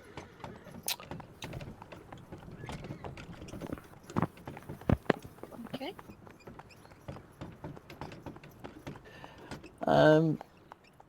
You note as you walk into this main square and begin to go past it, you see one building that's definitely a much larger, a Tudor kind of frame building that looks to be a bit grander than those around it. there's a signage out front of it proclaiming that this is the Wyvern's Roost, and it appears to be some kind of inn. Definitely a bit more fancy than you would have expected out here in the middle of the frontier of the valley. What was the name of this? The Wyvern's Roost. No, the like little Oh, town. This is Parson Springs. Sorry, I forgot to write it down. Okay. Nice little place. Should we get some rooms?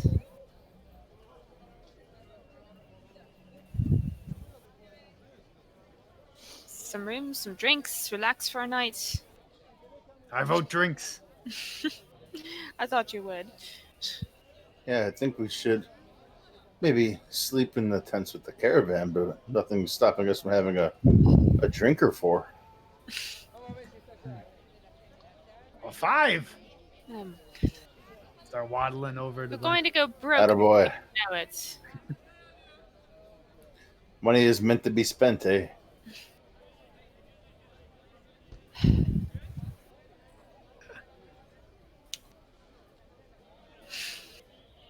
Yeah. All right, so you you know, are you heading into the Roost? Yes. Or are you going to explore the town a little bit more? I'm going to walk around and look around a little bit, get a lay of the land. I feel like that's something Gwen would do. Okay. Kind of trying to be what- inconspicuous, just kind of listening out for anything that might pique her interest. Okay. What about you, gentlemen? I'm gonna go Pub time? inspect the local ale situation. I'm gonna go in to grab an ale and then go outside and try to get it to walk around. Myself a walk on around a road brew and see if I can see Gwen after I have gone inside for the drink, or if I just lose track of her completely. The open container law looking like in Parson Springs. Parson Springs has a very generous break type. It's a very generous open container situation, I believe. Well, we'll have to find out. As you both walk up, there's several steps that are kind of a very grand double doors that are thrown open. And as you step inside, you see, again, it's much nicer than you would have expected. You see tables set up and almost like a dining area. This appears to be almost more of a restaurant than an actual tavern. You don't see the normal board with an ale keeper behind it that you would expect in some kind of tavern that you guys are more used to. Instead, you see tables with people sitting around them without. There's neither vomit nor straw on the floor. It smells clean, and it appears that there are servers that are bringing both food and what appears to be wine to several tables that have customers sitting at them. You do immediately notice, however, that both of the individuals that you see who are serving are both of the Dragonborn race. Ooh.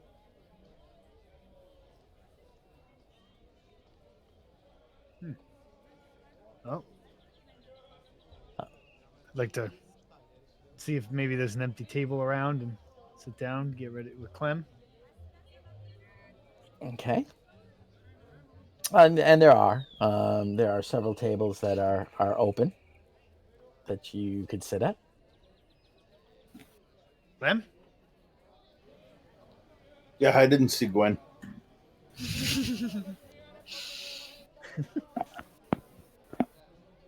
All right. Okay. Let's have a seat, huh? I want to pick a seat that's kind of like close-ish to the Dragonborn. There's a table kind of near them. Just because I'm Well, the genuine- Dragonborn are the servers. serve. Oh, my bad. All right, yeah. So then we're just gonna sit down. Okay. After you sit, actually, one of them sees you and comes over. You are not very well versed with his race. However, it appears that he's a little bit of an older. You know, the skin along his neck seems to be a little bit looser. Oh. He appears to be slightly older. It's hard to give it, not their race. You're not exactly sure. Does he have a But tail? he does not. Okay. He does not. He is dressed as a server with a white shirt and an apron. Both are very clean. Okay. And over normal slacks.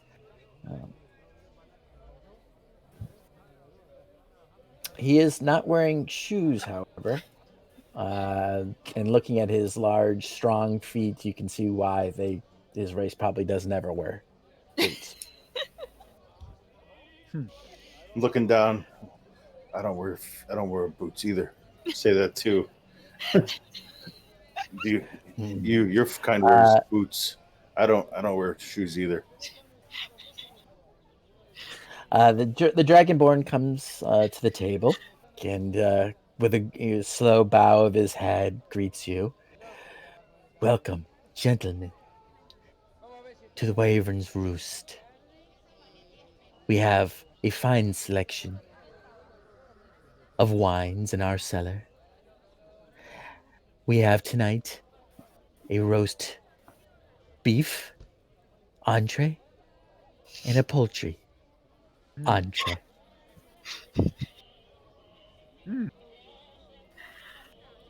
Beef sounds The roast good. beef is 2 silvers and comes with a glass of the house special wine. The I poultry cough at the 2 silvers. What? is 1 silver. Well, I'll take 2 roast beefs and 2 pints of your finest ale, and I slip over 3 golds.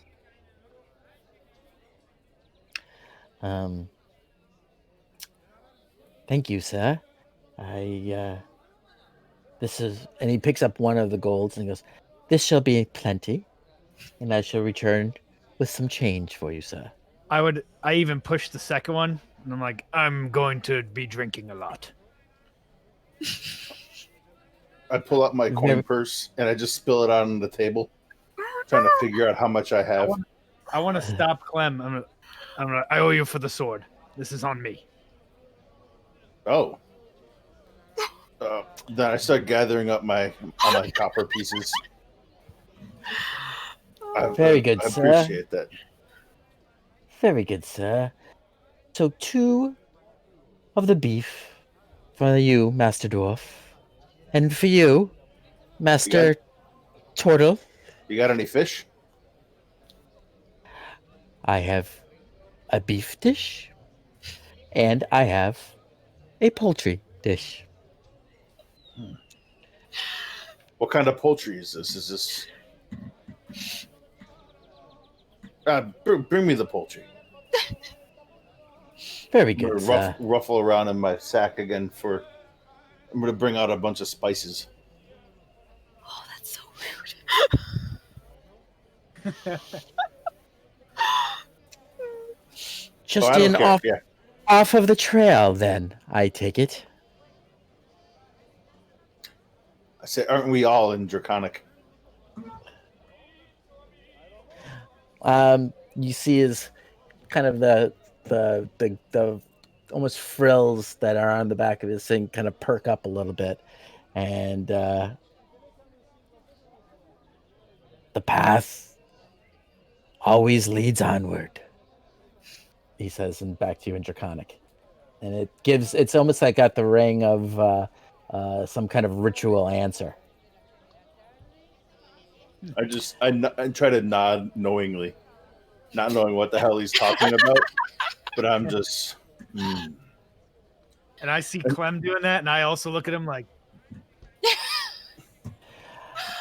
And then in Aquan, I'll say, I really wish you had fish, but saying it very wise. Give me a religion check, Clem. Sure. That -1. Balanced out. Absolutely. You have no idea. Okay. Yep.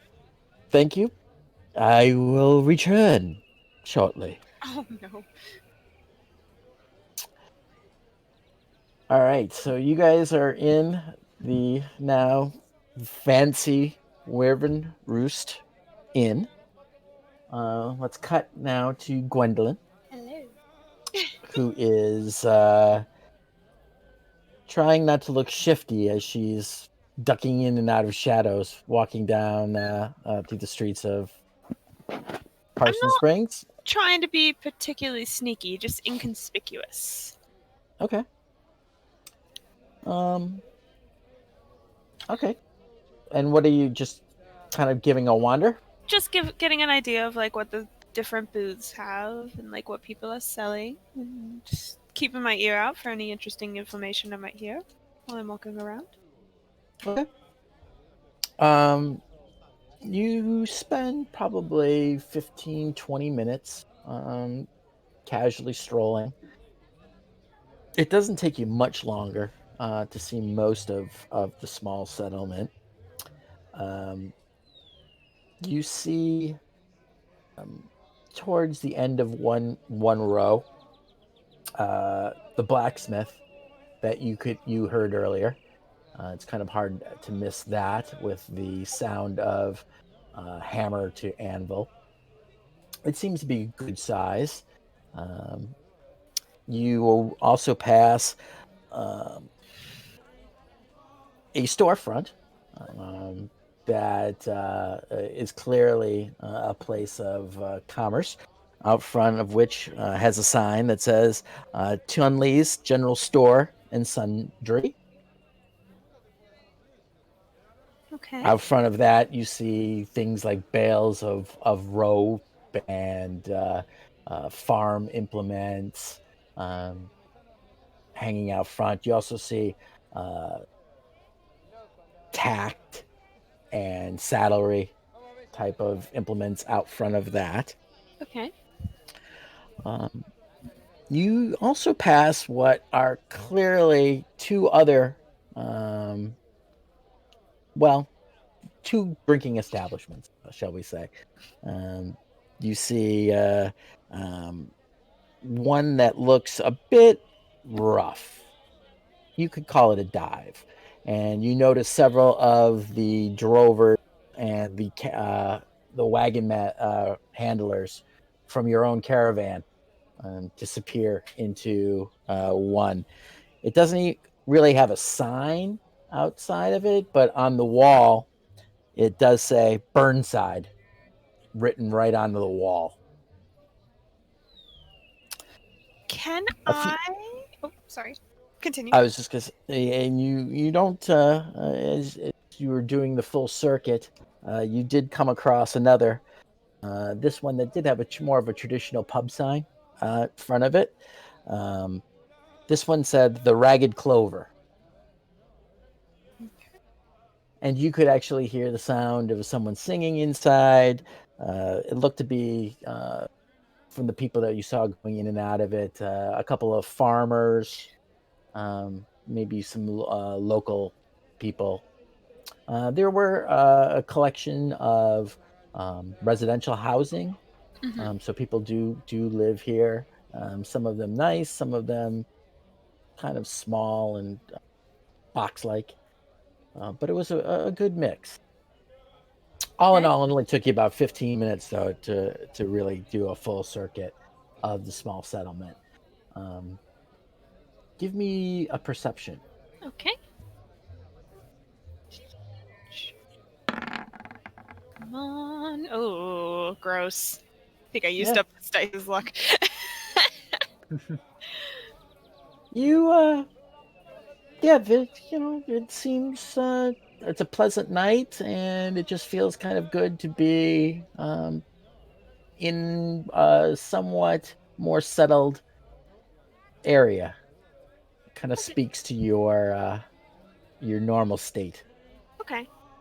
I will make my way back to the Wyvern's Roost and join my companions. I would like to walk in and just kind of chuckle as I walk up to them, because they probably look pretty ridiculous in a place like this. So as you walk in, you see a small, highly polished wooden table, very nicely carved with wooden chairs. You see a dwarf sitting at one, whose feet don't quite make it to the ground. Can I be kicking them slightly? Slightly, yeah, as you do that. All right. And then you see Clem, who is sort of squatting on his without putting his full weight onto it. Using two chairs. Two chairs. He's fearful of that.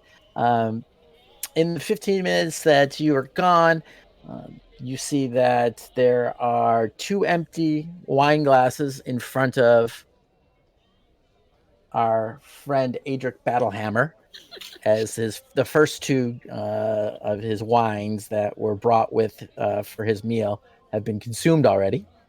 As Clem is sipping on his more fruity wine that was more his taste.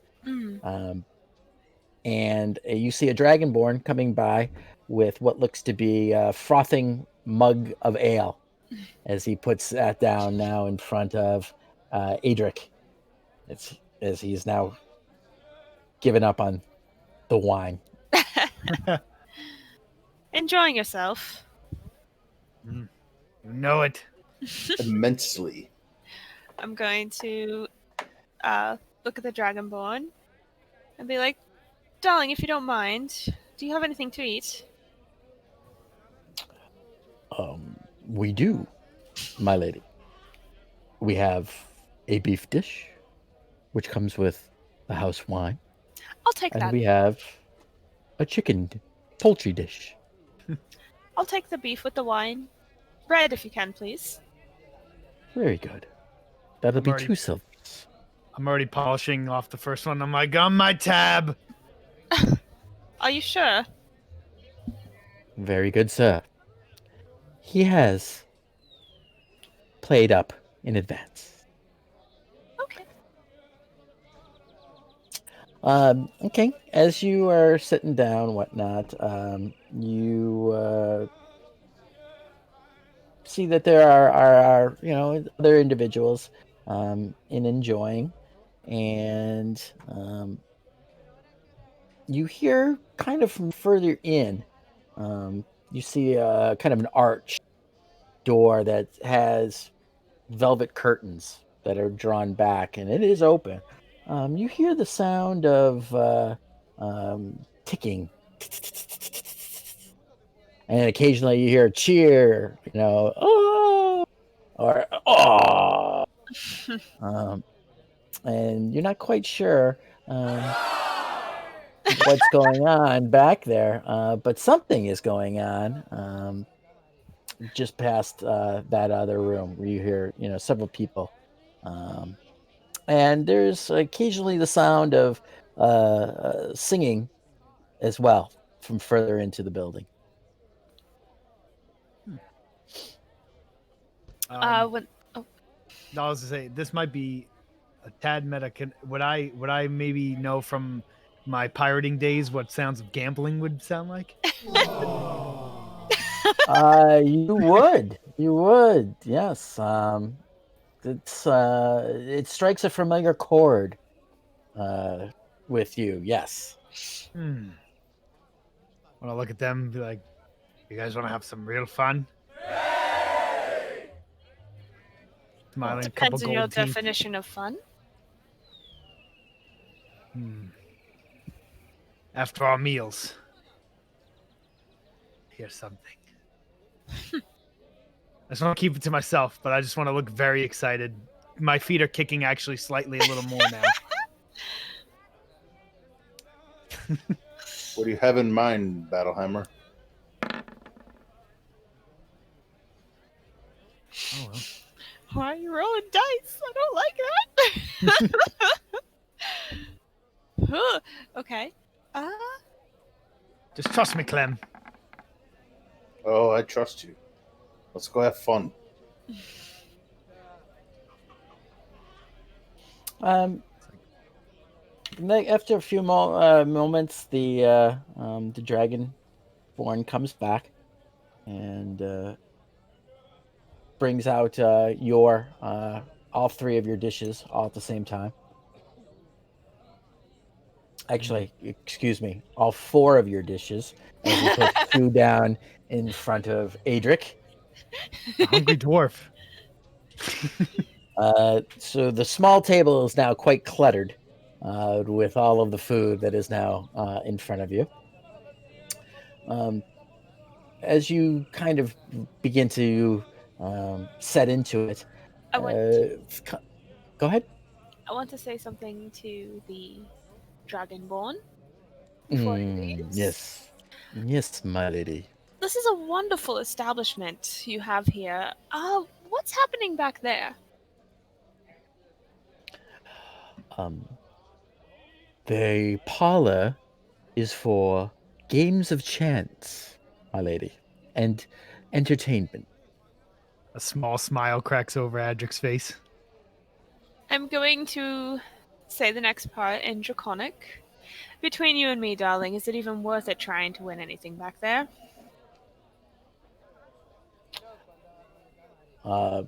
You are a very well-spoken group of travelers. Fortune favors the bold, as Bahamut says.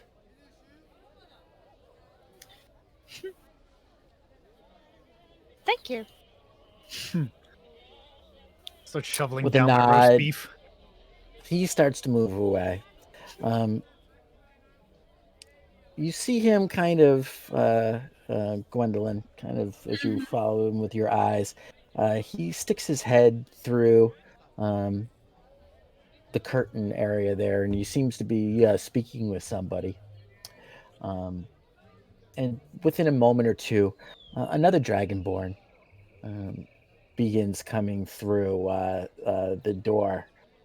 This one, however, though, is looks a little bit different. He's slightly smaller than the 6 or so foot of the two that you've seen currently. He's also dressed much nicer. He's wearing a velvet waistcoat, silk apparently shirt with billowing sleeves underneath it, and you can see that his scales are almost of a blue metallic sheen to them, and somewhat differently than the others. Clearly, this one has a long tail that is swishing kind of almost arrogantly as the only word that you can really comes to mind is saunters up to your table. And as he comes up, he greets you with almost an oily voice as he says, "Well, what a fine pleasure we have this evening to have such distinguished travelers grace the Werven Roost. I am Hargar Uxkun, as they say. My name in my native tongue. But here, they call me Exgar. I am the proprietor. And I welcome you this evening to the roost.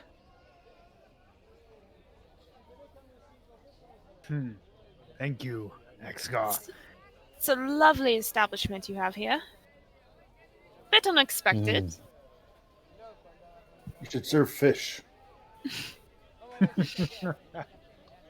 This fine. Alas, the springs, though naturally with such pure water that this town gets its name from, do not provide us with any kind of fish. Unfortunately, we would have to bring it in from so far away It would be that very expensive. Understood.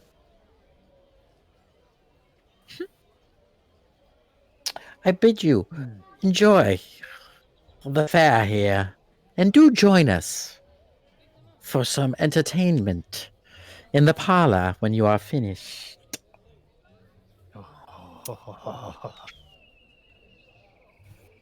We would absolutely love to. Rubbing his hands. He gives a kind of a knowing glance at you and the tip of his head. We shall see thee anon. And kind of glides away back through the Can I towards the open doorway. Can I roll? Kind of see if maybe he's being a little shady. Try and get a feel. Yeah, give me an insight check.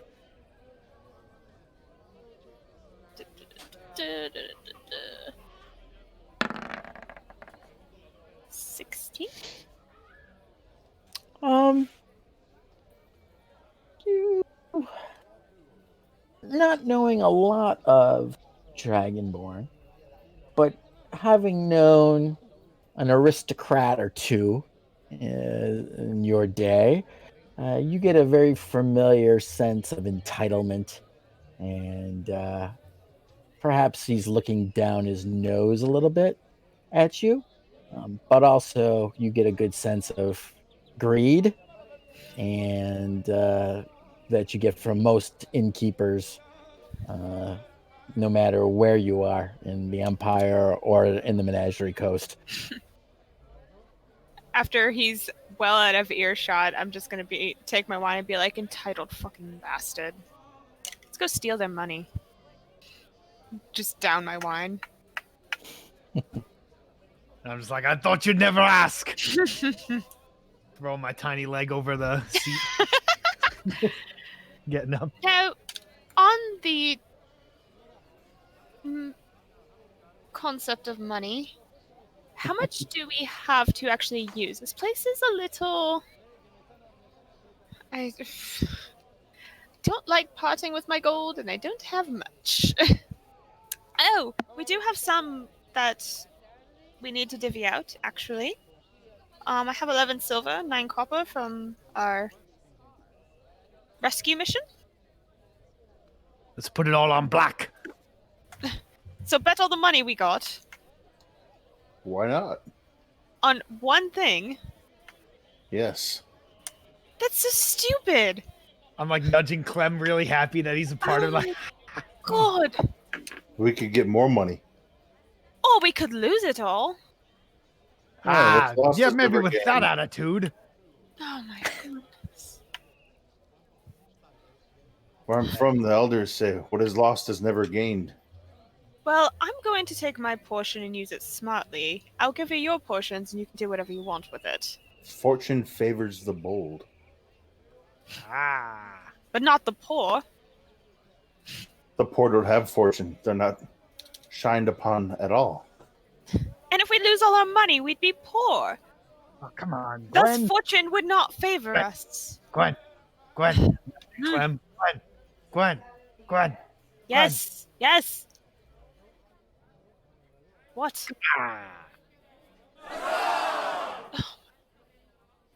Those people sound happy. Can we save a little bit of it? Just a little bit. Like, let me at least take 5 silver from it. And you can do what you want with the rest. Sounds fair. Fair. Okay.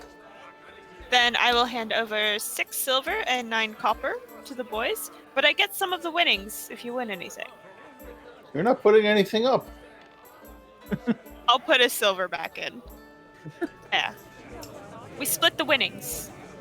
I'm dumb, but I'm not that dumb. I put some money in. We split the winnings. Look over at one of the Dragonborn servers, hoping he sees me, and I just kind of nudge my head over towards Gwen and go like, He knowingly kind of nods. Within a moment or two, another glass of wine appears. You're trying to get me drunk. only trying to have fun. Come on! And I kind of start going towards the parlor. I'll bring my wine with me. I've never been drunk.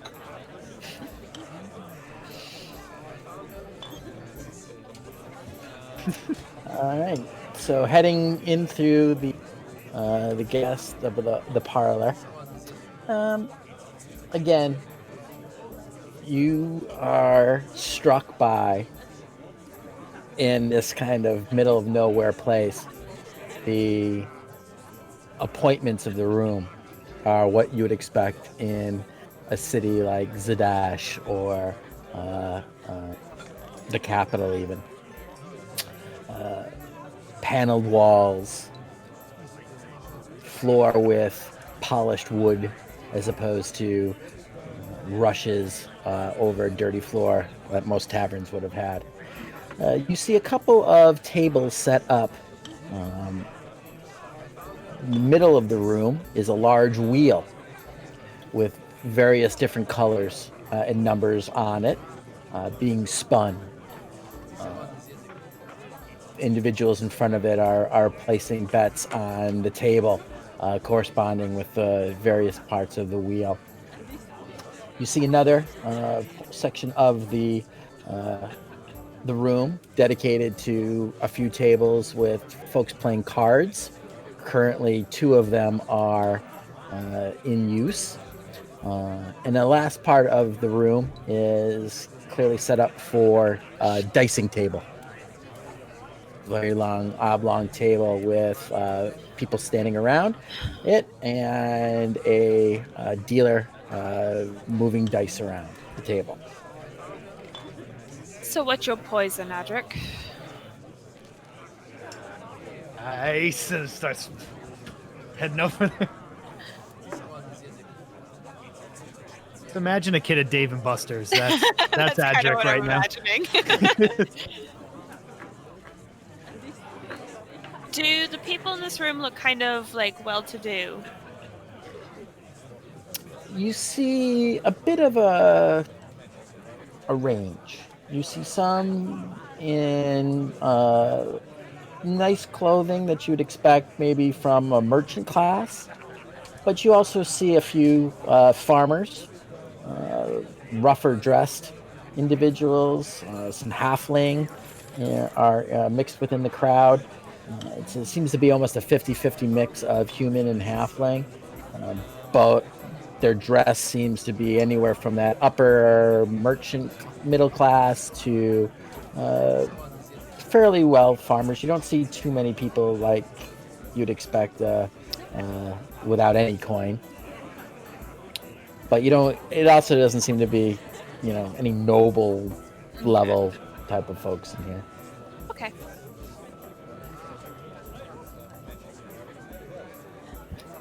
So?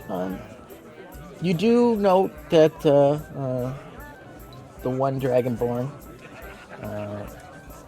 who came and greeted you is moving from dealer to dealer and table to table, just kind of overseeing and giving a look and directing certain things, greeting people.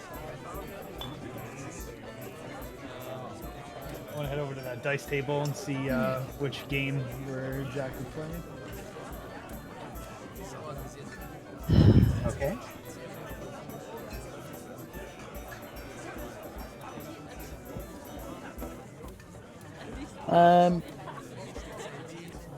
Does not appear to be something that you recognize.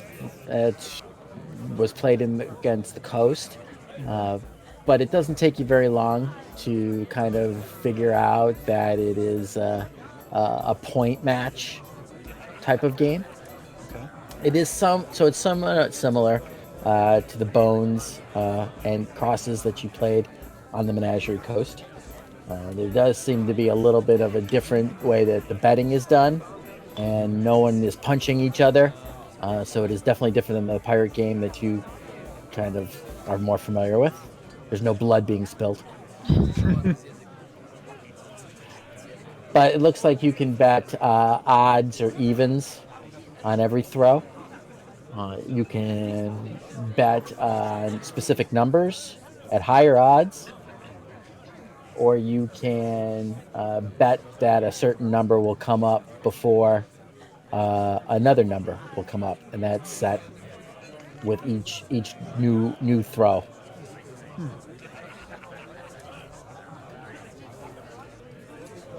I'm gonna slap a gold down right there and just Gold. be like, even. Just one. A whole gold. All right, gold buys the dice, It's a lot. and they push several dice in front of you. So roll a 6d6. 66. Nice. Wow. All right. That's a lot of D6. Fun times. All right. 1, 2, 3. Gold bets even. 6d6.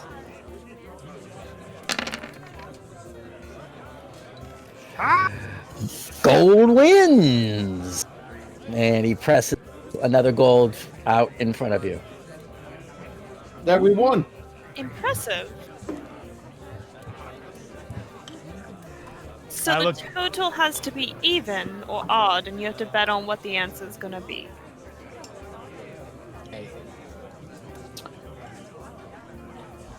I'm asking Adric. Yeah, I'm like, I Huh. Point is now holding 2 golds 4. now. Like, Point is 4. What does that mean? I've never played dice before.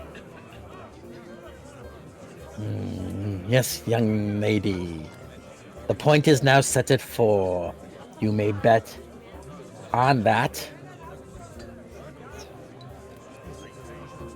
And if the next toss comes to equal 4, you will receive 4 times your bet. Oh. If it does not, your bet continues until you throw odd or 4 comes up again. But I have to bet each time.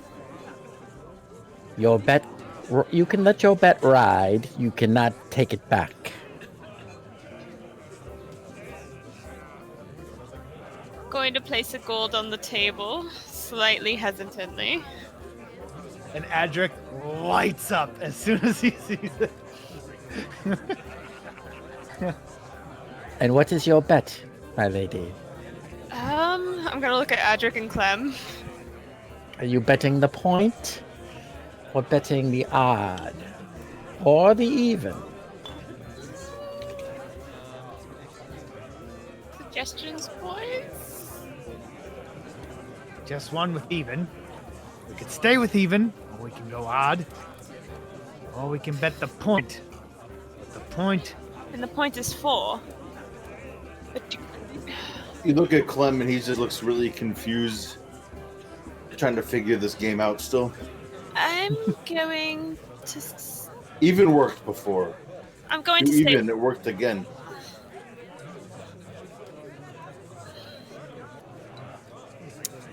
I will stay with even.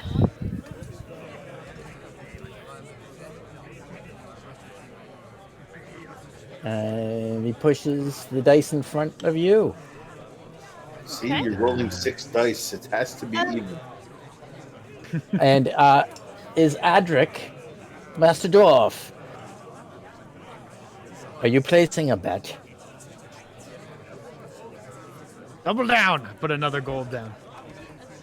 All right. So 2 gold down on even. Very good. Would the lady like to throw? Sure. Pushes the 6 dice in front of you. I pick them up. No worries. Ah! The throw is odd. Odd is the throw. I'm gonna throw the stink eye straight at Adric. And I just look at it. Work for me. Did So I lose my gold now. Yes. It is But we're already sharing the almost- winnings, so you lost almost- our gold. mysteriously has almost disappeared off the table. He moves his hand so quickly.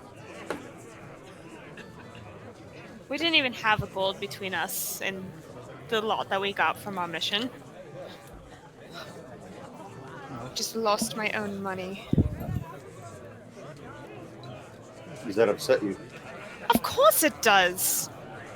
No, Here, I'll give you one of mine. I don't want. I turn back. I put another Here. gold down. I'm gonna take even. Take this gold from the graces of the Dawn Father. May your spirits rise. I'm gonna take it. And he pushes the dice in front of you, Master Dwarf.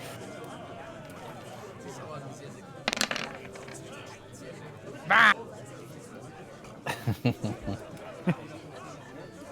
Ah. Fortune is not on your side.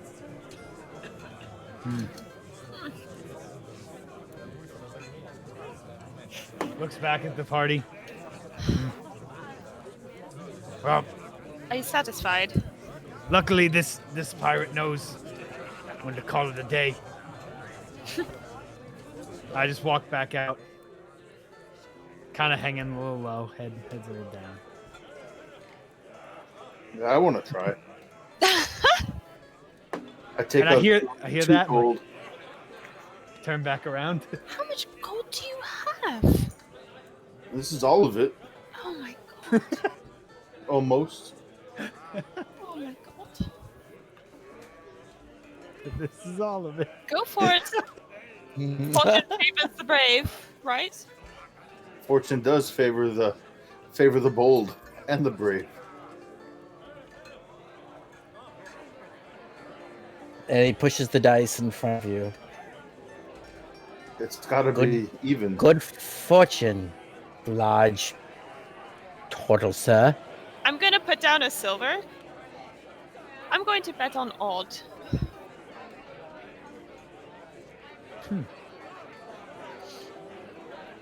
And you see him kind of cocking his head in a kind of a speculative way, nods.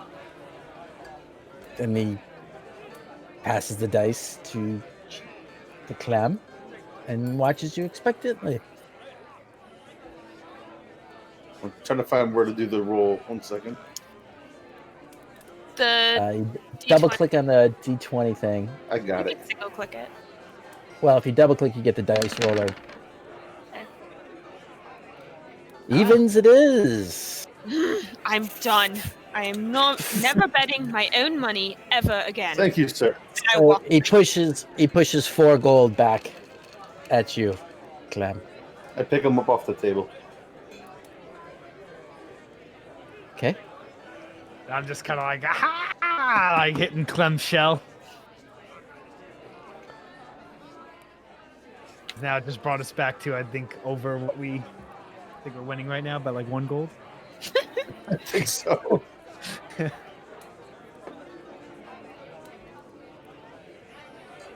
And Gwen, you said you're walking out. No, I'm just walking away from that table. I'm not happy. Gwen, give a perception. Okay.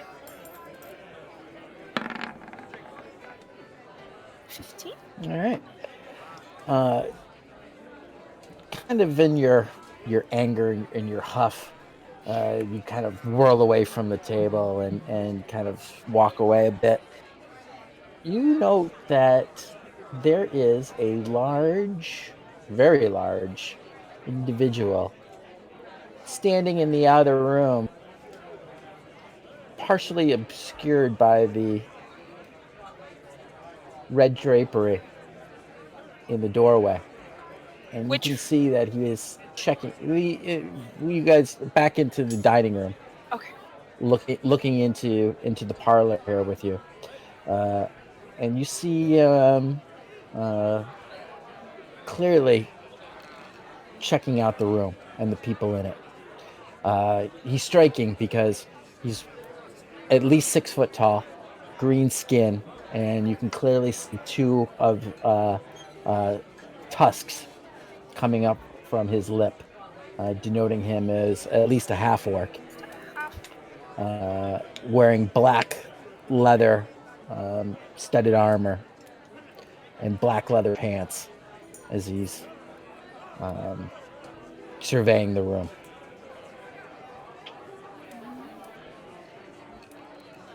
And this is the first orc-ish type humanoid we've seen in this town? In this town, yeah. You've seen half orc elsewhere before, yeah.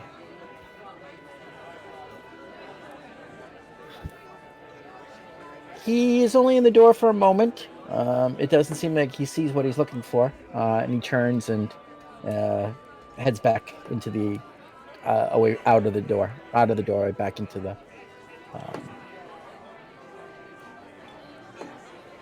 I want to go check on something.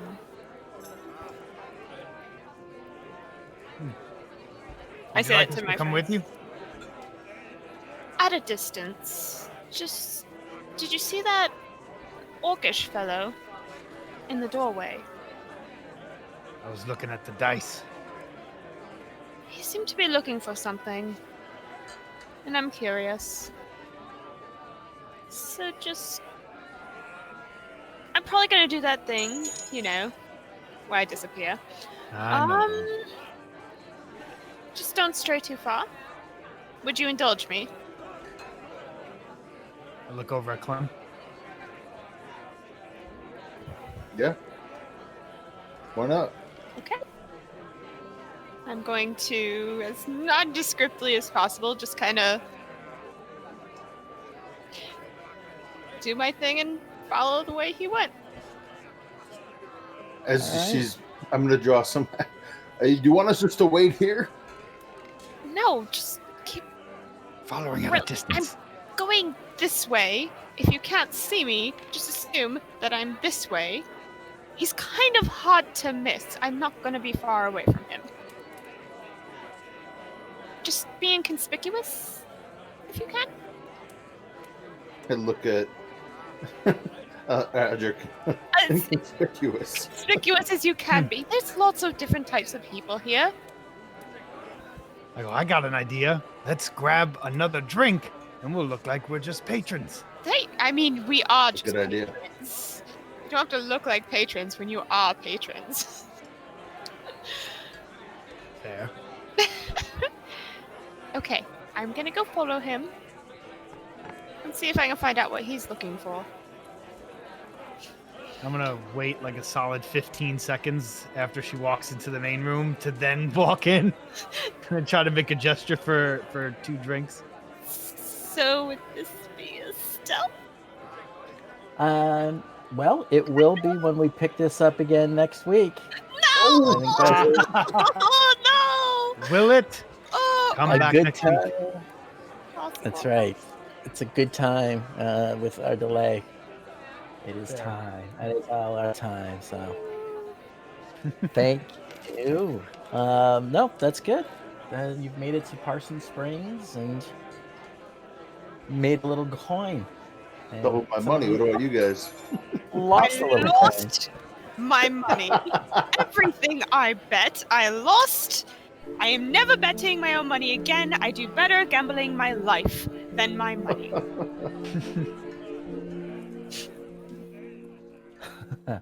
Well, I want to thank everybody for tuning in, and for you guys, thanks for playing. Again, shout out to Syrinscape for providing all of the fantastic sound. Shout out As well. Syrinscape. Also, Yeah. Oh gosh, let me bring it up. We have art. Rihanna Dorsey. Rihanna Dorsey. Yes, Rihanna, who did our lovely artwork of our characters. I'm a beautiful turtle. No, she's fantastic. Everyone's we'll put a link so that you can see her work. But yeah, she captured everybody so well. Gorgeous stuff. All right. Well, thanks again for sticking with us and being patient for our little audio issue. But glad that everybody could stay around, and we'll look forward to next week. All right.